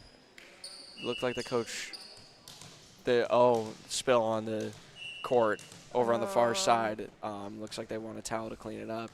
So we're going to have a long stoppage here, but gives enough time for my story. A friend of mine I met over the summer, a girl lives in Missouri. Midwest, you can imagine how they are with athletics, right? For sure. I grew up in Arkansas. She's talking about how it's you know, not a great field that they play on for football, and it's just a full turf field, all that sort of thing. But great play on the floor regardless. I think it was Petrin who got up there in the play. But another big point for the Red Hawks. But when I told her that we didn't have an athletic trainer, disbelief, to say the least. I mean, I talked to the Melrose volleyball coach. Yeah. Oh, a big block up front. Oh, my goodness. Seeing a throwback to the cheers. I believe his last name is Chelly, and he was baffled that we didn't have one. Most of the time, I am. I mean, we've seen, especially with football, we see a lot of tough injuries out there. And, you know, we're lucky enough to have EMS on hand most of the time. But when, you know, if we aren't able to get that for some sports, it's really bad. Yeah. Just a little on top of it that time, it looked like, was Nathan Rivera. But I remember a few years ago, while we're on this short tangent, there was we were playing a boys basketball game. I think it was 2 years ago against Drury. A kid broke his jaw, lost a few teeth on a collision with Nico Fasulo. Do you remember that? Bad. That was a rough, probably the worst basketball injury I've seen in this gym, or just in general. As that probably could have been let go by Minnechaug, and they send it too far. Ends up being Frontier's point. There might have been a touch on that. I will not lie. I wouldn't be surprised. It looked close. Will seems to be having a conversation with the other team. Yeah. It's 10-5 the score here. Kept alive by Cordova. And off speed. Not kept alive, trying a pancake. I thought he had that pancake too. Really close. A pancake is like a block for a passer. It's just like one of those like, oh, I did that moments. He might have had that. That was it really might have been close. the tip of his fingers. If you hold on, let's see that. Let's see. It's really close. Oh no, I don't think. Oh. Maybe he did. I think he might have just barely. I say we give him the dig. I mean, we can't reverse the call on the floor, obviously, and show him the replay. It's actually a rule, which I've learned recently, especially since we got this replay machine. The officials for any sport, at least in Massachusetts high school sports, they can't use video replay to assist their calls. Really? They can't. Well, I guess not every school has it. Maybe exactly. I mean, it's a bit of an unfair advantage as well. Well, yeah, especially because y'all are the ones that are over it, so not both sides. Exactly, and like, you know, we can't say like, well, we can't like just focus on one part for them and everything. So it's like it's biased, which I understand. This technology is great. Oh, it's just more fun. Grateful to have it. Oh yeah, it's a lot. You've just been watching the screen the whole time. Yeah. See, that's why I sat you in front of it and not me. I like the wider angle. I'm like enjoying it. I don't know. Yeah. Well, I've gotten used to kind of working around the official right in front of us. Oh, that is barely kept alive, but I think Redding thought that it was going to drop out of bounds. I'm not sure. He's upset with himself regardless. I mean, there's not really much you could have done besides. Oh, never mind. I mean, maybe he could have gotten to it, but. Yeah, I think he felt he could have gotten to it with his hands, but just. Yeah, I think that's why he's upset. I mean, he's a soccer player, so you can't fault him for the instincts. That's a great set on the fly from Tavo. Now Minnechaug with the set. Big block! Oh, man! You can see Sean's dad calling it in up there. Oh, my goodness. Substitution in for the Red Hawks, and it's just all smiles over there right now. I mean, this is a great home opener for the boys. 4-point lead right now, though. Is the back set. Oh, my goodness. What a beauty. Hit. Kevin Cordova. You see, it's hard to tell who that's on, so I can't. It's, yeah. Especially with the block, you never know where the block was. Yep. Unless you're sitting right there. Now Kevin back to serve. Low serve. Running out of the way was Olivera trying to get back in his position, not in a place to make a play on it at that point. Yeah, that was a great serve. You know, I'm not sure what I would have called that either. Very close. Kevin again, this time right down Great the middle. pass. Dexter denied on the front lines. Wow. Wow. I don't even know what to say about that. Sometimes that's all you can Sometimes say. there's nothing you can say. But now Minnechaug coming back into this one. Again, backed into a corner. After going down 2-0, the off speed kept alive by the Falcons. Now they bring some heat. Frontiers point.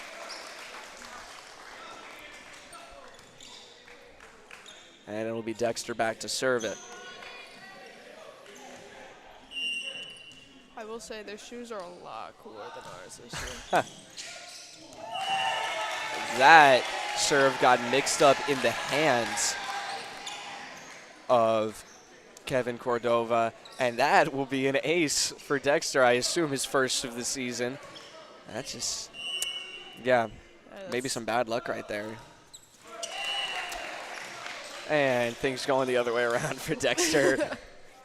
Well, you can't be 100% all the time. Yeah, I mean, he got an ace that time around. That was big, and we're good. had to pay for it, I guess. We'll forgive. Yeah. We'll forgive and forget for that.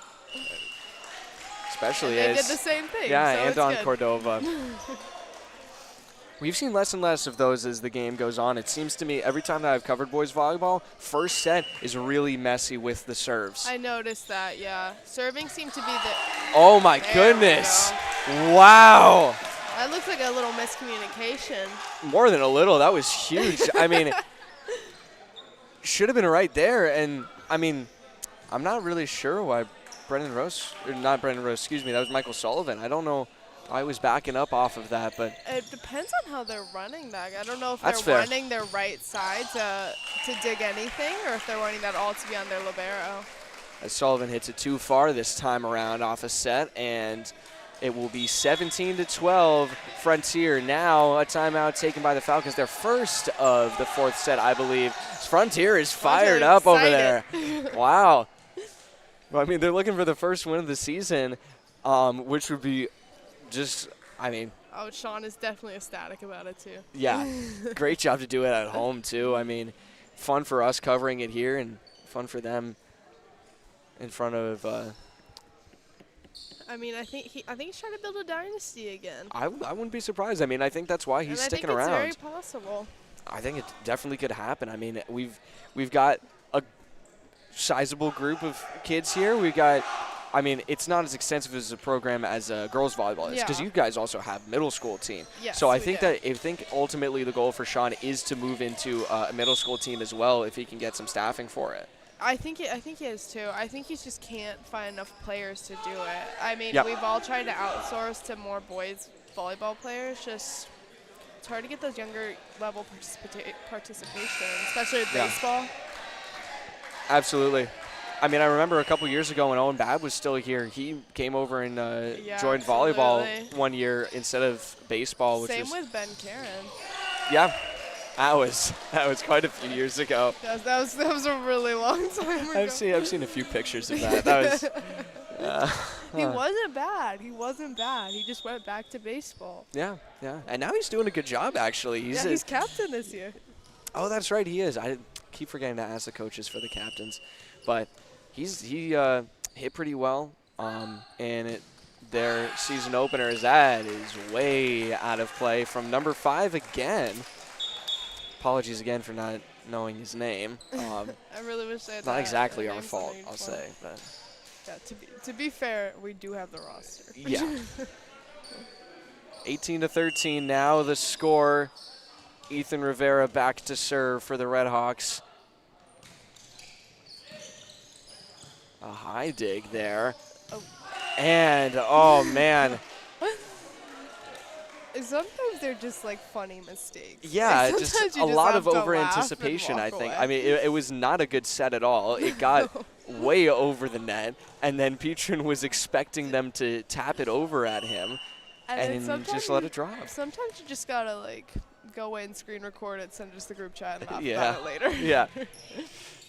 Correa with the serve, popped up by Nathan, and that's a great save, but just deflected a little too far forward into the net. Not much that Brennan Rose could do there, honestly.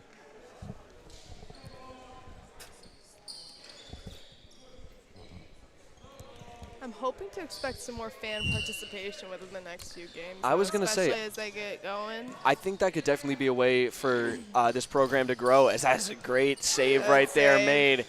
Evan Mayo, Red Hawks send it across. Now the set from Minnechaug with some heat, and it's too far.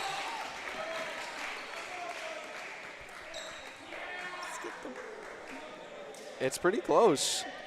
Can't really tell on here. Yeah, it's seems like one Nathan of the Rivera's yeah. like right in front of it. Now it's Nathan who's taking the serve.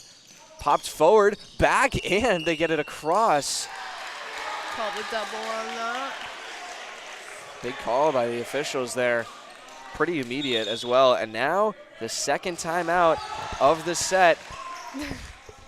Minnechaug, who won the third set, looking to try and stay alive and keep their hopes of reverse sweep a possibility for them, as now they're where the Red Hawks were in the previous set, down 21-14. I mean, it's a tough spot to be. Have you ever come back from something that how many points is it? 7 points. 7 points down. Absolutely. I mean, we've done it multiple times in the tournament, and I've also watched volleyball since 7th grade. It happens a lot. The lead isn't that massive in volleyball. It's just one good service run. Yeah, that's true. That is something that is very unique, I think, about the sport. Just if you can kind of like get in a good groove, then there's like just about, I mean, it really is in your hands in a certain way. I mean, Sean always says that the only time you're in full control of a game is when you're serving. Yeah.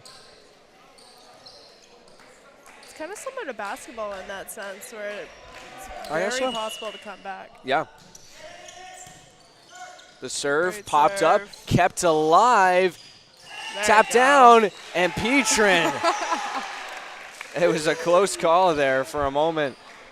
I really like their excitement. They don't even need a student section. No, I mean, it's fantastic energy. Yeah. Nathan Rivera, the low serve this time around. I mean, even when it's a tough serve like that, it's just they're having fun with it. They're having fun. Yeah. That's what I like about this sport. It's always fun, even when you're like, even if you're getting killed, it's still kind of fun. And I mean, that's what I loved watching for you guys in the fall when I mean, a lot of the time, to be fair, it was not a close game, but you guys were just out there having fun, all smiles. It was just a fun environment to be in, you know? You got to think how much we're around each other. Yeah. You really build a family, and I'm sure they will too. Some miscommunication there. But impressive little kick over by Tegan. Yeah, even though it was the fourth hit. Second time he's done that, I think. Did he play soccer too? I think well, not for Frontier. He did play soccer in the past. I know that. Rec soccer. But now he gets the set, powers it forward. Good dig made by Correa. And that is somehow tapped over. What an effort. Great job there by Darren Dua. It's a tough miscommunication on Frontier's part. Yeah. It's always a combination of that, some good plays, and then just a lack of communication or lack of a good play from the other team. It's what causes a lot of errors, especially on the high school level. Yeah. Great pass. Petrin didn't get the angle, but he gets the save. Now it's and Dexter. Blocked. Vincent Warner over to Dexter again, through the blocks this time, and he gets the kill. With the fire again is Tegan Dexter. Now Will Redding checking onto the floor for Evan Mayo. So the Red Hawks just 2 points away from closing this out with a 6-point lead over the Minnechaug Falcons. Still room left for the Falcons, especially after that service now. Petrin and Mayo will trade places laughing. Laugh it off a little bit. That's the best you can do, you know?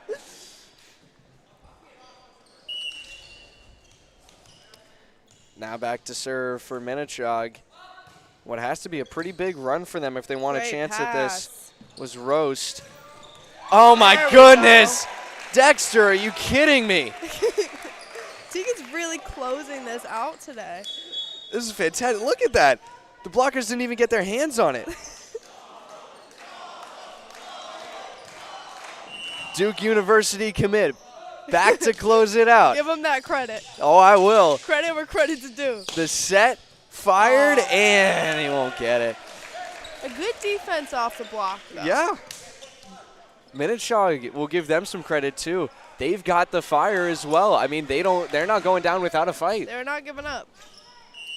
They've got to have a perfect run to get back into this game and save themselves, And though. honestly, I think they have one of their best servers on the line right now. And he'll get an ace right off the bat. Now it's 24-20. Minnechaug's not over yet. We'll see how these next few points go to see if Sean calls a timeout. I don't know if he's called one yet this set. I think if they get 2 more, I think that's when he'll call it. For sure. The serve again, popped Good up. pass. Vincent Warner with the set. Dexter blocked, still kept alive. Whistle's blown, and I think they're saying that it did not get a touch on that ball. That it went into the and net. we're getting an early timeout call here. So Coach McDonald. It's not a bad move. Yeah, it So- looks like no hands touched it. And so it Oh. went to the net. Yeah. Well, that's a great call by the great judges, defense. I'll say. I mean, looks like that's the right call, and we already give them credit in this game, but they've been on top I'm of telling it. you, they're my favorite refs. They're also very nice. Well, very talkative. I think that's why Sean gave them some love at the beginning of the game, little pregame speech yeah. over the mic. Yeah, I don't know if you heard it. You were on the scorers table then, but One of them is a Frontier alumni. And Really? then the other one was like over something to do with basketball. I was talking to them right before this. And Yeah. the up ref used to play volleyball with Sean. wow. Well, here we go. 24-21. Minnechaug with possession as they trail the Redhawks by 3. Can't give up a There you point go. to stay alive. The set over to Dexter, blocked, kept alive in the back by Rivera. Come on. Back set, miscommunication. Redding recovers. Now it's Minnechaug. Dua kept alive, and they get the kill. Well, this is dangerous. I think that was Sean's attempt at icing him out. I wonder if he tries it again. See what happens. Sometimes Sean will call a timeout. We'll all go on there, and then he'll call one right again before we even start the next ball. 24-22. Serve again, popped up. Rivera underneath. Dexter can't get it over. It's a 1-point game here in the 4th set. Kevin Cordova has been on a run here. All they need is one more. This is the crucial point. Seems like they're changing up their back row. Cordova got to get it over. He does. Mayo with the dig. Set from Vincent Warner. Dexter too far. We're tied. I wonder what Sean's plan of action is here. I'm surprised he hasn't called a timeout, but I think if they lose this point, we should definitely expect one. This is a huge run right here from Kevin Cordova. Here he goes again. The dig up high, tapped back, across. Bravo. The set. Dua There blocked, we go. and it's down. A big win at the front line for the Redhawks. And they're back to leading by 1. But you got to win by 2. They need one more. Tegan Dexter back to serve. This is a good server to have on the line right now. The pressure in his hands. He gets it over. It drops. Saved. Redhawks. The set. Rivera won't go down. Now they send it back. Team's trying to get into their rhythm. Now it's Olvera. Across. Kept alive on the back row. Not to Dua. Soft touch. They knock it down. We're still even. Correa with the kill.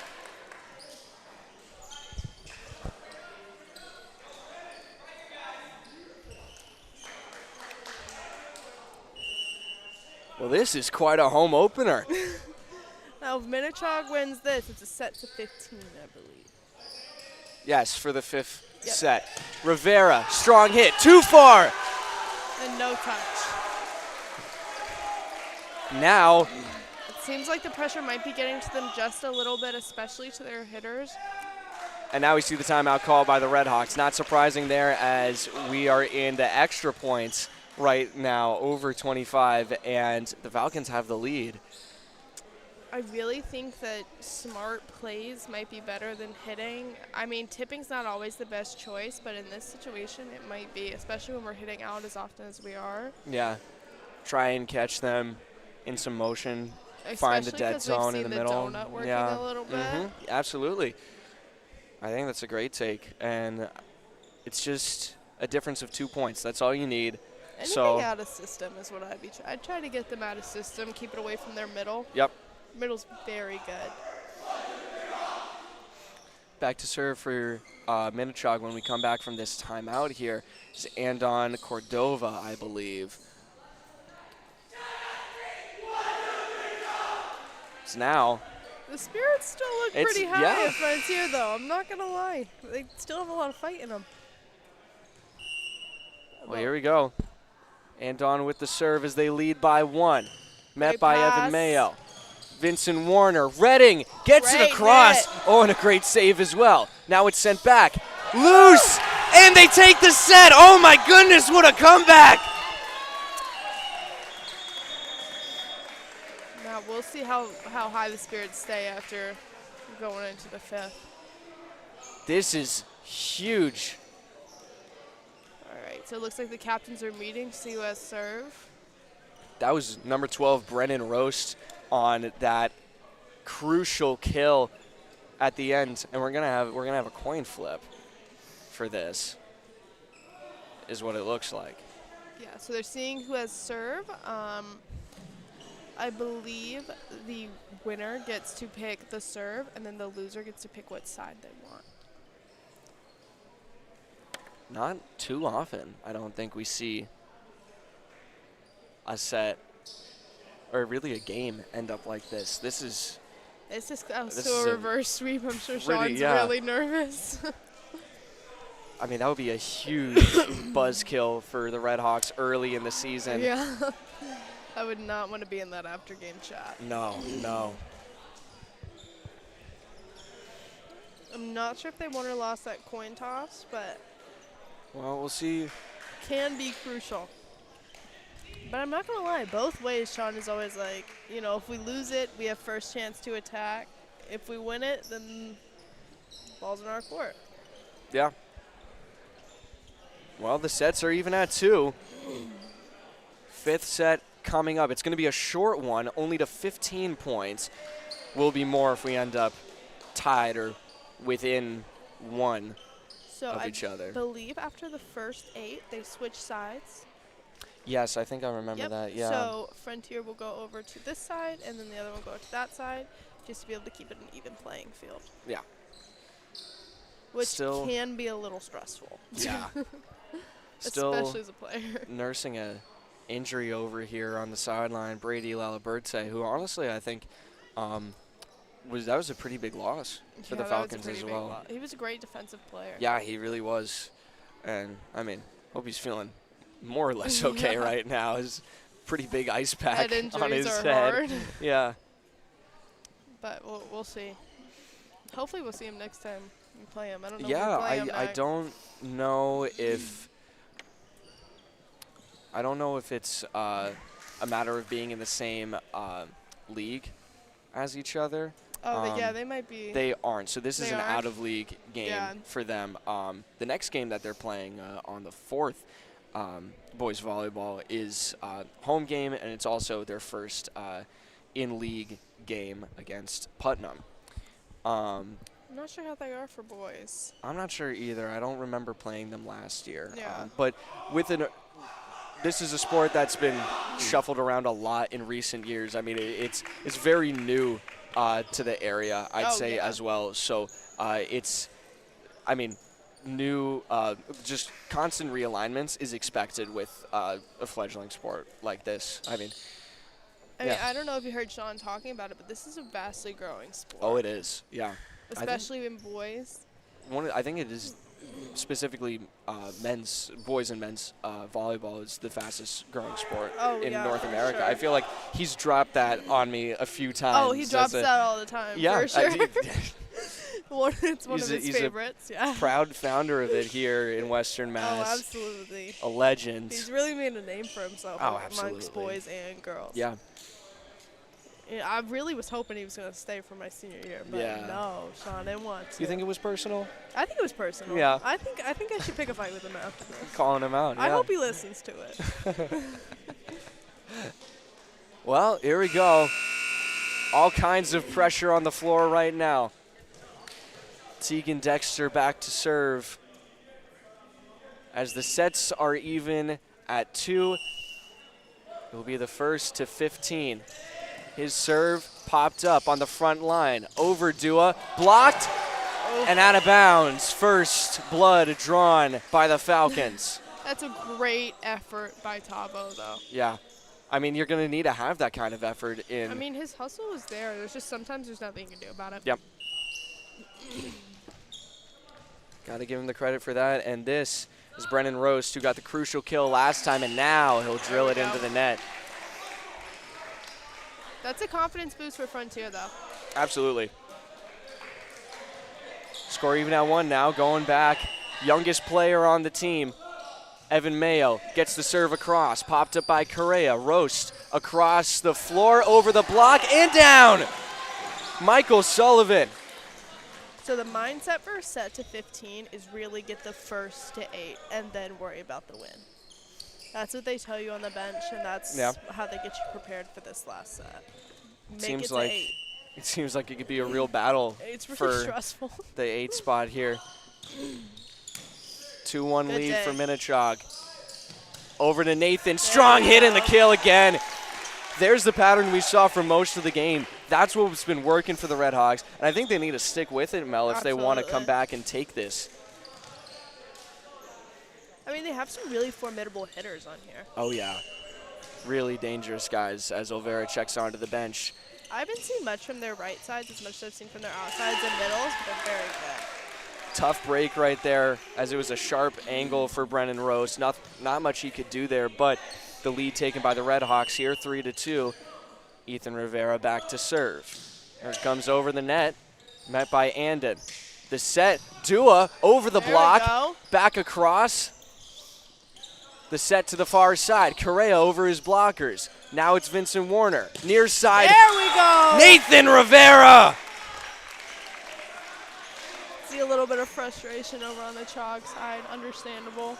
Yeah, and you can't blame them. I mean, it's a tough thing to defend against them, especially when they've been doing it so much for this whole game. Red Hawks won the first 2 sets. Minnechaug looking for a reverse sweep down right now and losing another point. Now it's 5-2. This lead is super important for the Red Hawks right now, especially mindset-wise. Trying to communicate a substitution here as Jacob Gilmartin comes in for Michael Sullivan. Ethan Rivera back to serve again. Trying to keep his nerves in control, and he does get it over. The dig, set, punch down, and the kill from Darren Dua. You know, there's only so much defense you can play against something like that, but Nathan did a great job of getting it up. Yeah. It's always a tough look. Now it's Andon Cordova. His serve. Great pass. That one's popped up. Tavo, the back set, and off speed, kept alive by Andon. It's Fontaine. Oh, a big hit again. Nathan. You know, they talk about setting your hot hand. Right now, Nathan is your hot hand. Something's clicked for him in this 5th set, right when the Red Hawks have needed him most. And here he comes with a serve, just over the net. Back set. Whistle goes to the Red Hawks. Now they're 1 away from being the first to 8 here. 7-3 the score. Hits the top of the net, out of bounds. Going to be Gil Martin back to serve for the Falcons in green. 7-4 now the tally, still in favor of the Red Hawks. Flat-footed serve, popped up. The set across, punch down. Big stuff, and now we switch sides. I think that was Petrin again. I like the over excitement. his blockers. Oh yeah, you gotta love it. You got to. I really do. Hawks putting themselves in a good position right now. I mean, the last thing you want in your home opener is to sell a 2-0 lead. For sure. And they've just about done it, but now they have a 4-point lead in a 15-point fifth set. Well, this is the position you'd want to be in this situation. Yeah. If you've already put yourself in this situation, this is where you'd want to be. It's going to be Will Petrin back on the service charge for the Red Hawks as the teams have switched sides. Met by Andon. Miscommunication. It's loose. They got to get it over, and they don't. It's a bad job judging the angle of the dig. No, I don't know what else he could have done. That's No, really. unfortunate. Petrin serve again. Popped up by Correa. Roast. There you go. Over the blockers, and that is in! Right in the near corner. Oh, man. What placement. Now it's just about keeping your spirits up despite that 1-point loss. That's a great job from Correa. I mean, look at It's the great precision hit. on There's that. not- Just I don't even know who could have gotten that in that situation. no one could have. I mean, that's just the one place where I don't think anyone could have gotten it. Great diving dig. attempt. Dexter. Oh my goodness. That's how you keep your spirits high.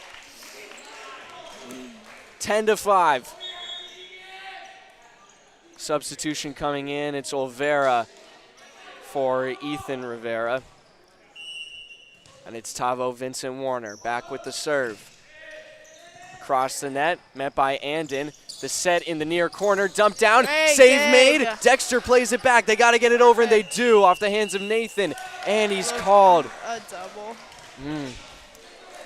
Tough break. Those calls have been going both ways all night. I mean, it's. Really? Again, it depends on your ref. Not every ref's going to call that. Yeah. 'Cause Do you think that you've gotten less of those calls since the NCAA rule change? Absolutely. Yeah. I mean, a Not lot surprised. of refs have relaxed on it, but then some refs don't agree with the change. Yeah. JV player on the serve for Minnechaug, anonymous number 5. And Yep. Dexter blocked. Looks like it hit the top tape and not the hands. That's the ruling by the officials there. So now Minnechaug with maybe some wind in their sails here. I mean, they are closing in. 10-7. JV on the serve again. Collision.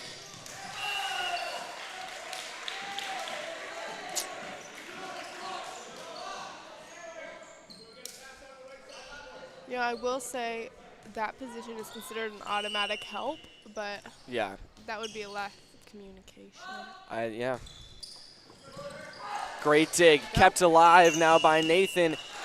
And a double hit again against the Red Hawks. Coach McDonald telling them to forget about it. Keep playing. Now it's a 1-point lead for Frontier. Not the best spot to be in. Mr. JV going on a run here. Great spot. The set. Redding, soft touch, kept alive. They get it over, dump it down. And Tegan Dexter was looking for a lift call there. Now the Red Hawks will call a timeout. Get a lift call on that one. Yeah. I mean, this is kind of how the game goes. It's going to really come down to the wire, I think. So Coach McDonald calls a timeout here. We'll go to a quick break. You're watching Frontier Community Access Television.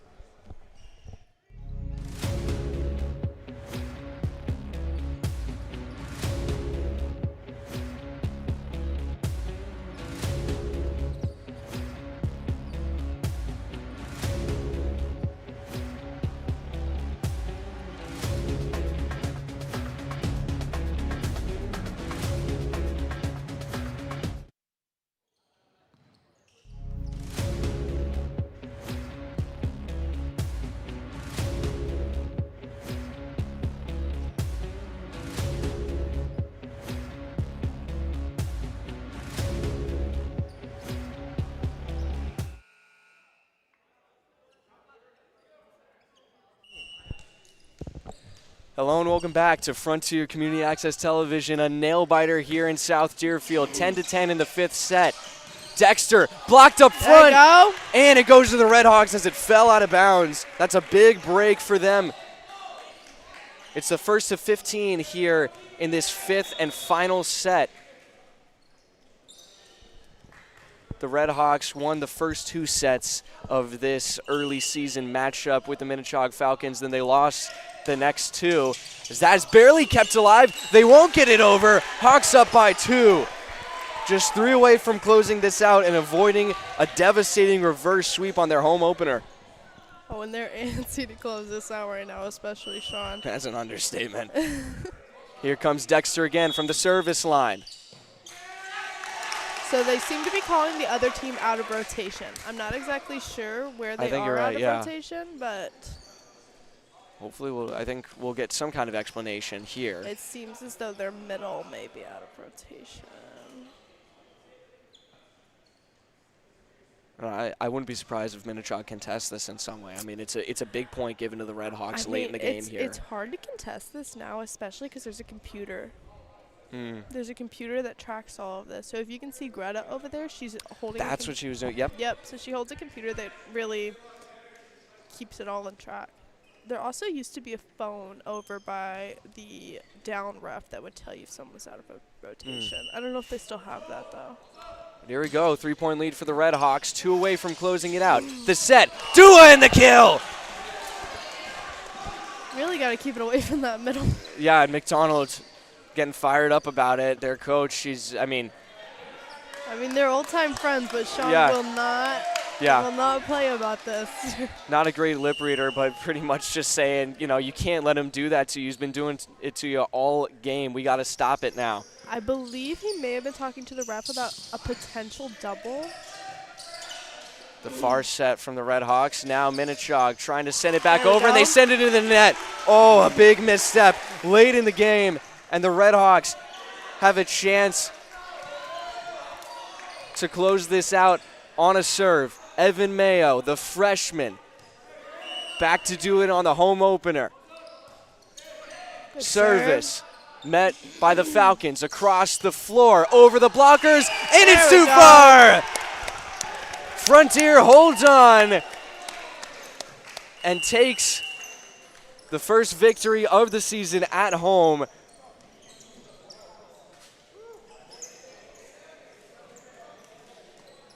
Way into the 5th set. Jeez. That made me nervous.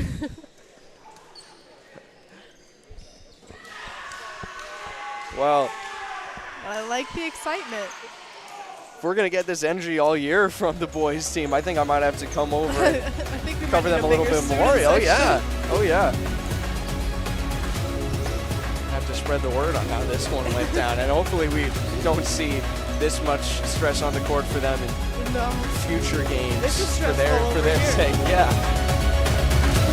So, final score here, 3-2. The Red Hawks avoid the reverse sweep against Minnechaug, and they will face off against Putnam on the 4th here in Goodnow Gymnasium in their next game, 3rd game of the season for them. But for us here at FCAT, tomorrow will be our next coverage out on the softball field, where I think it's Mohawk Trail that the girls are playing against. I believe so. So that'll be a pretty fun one. So be sure to tune in for that. And until then, that's all we have for you here at FCAT Media. I'm Mason Smith here with Mel Ring. Special shout out to Abby Hernandez, of course, who had to leave early after the first set. Tyler Wolkowitz, Tom Elver, and Finton Jones. Yes, I got his last name right. Sorry about that. Thank you all.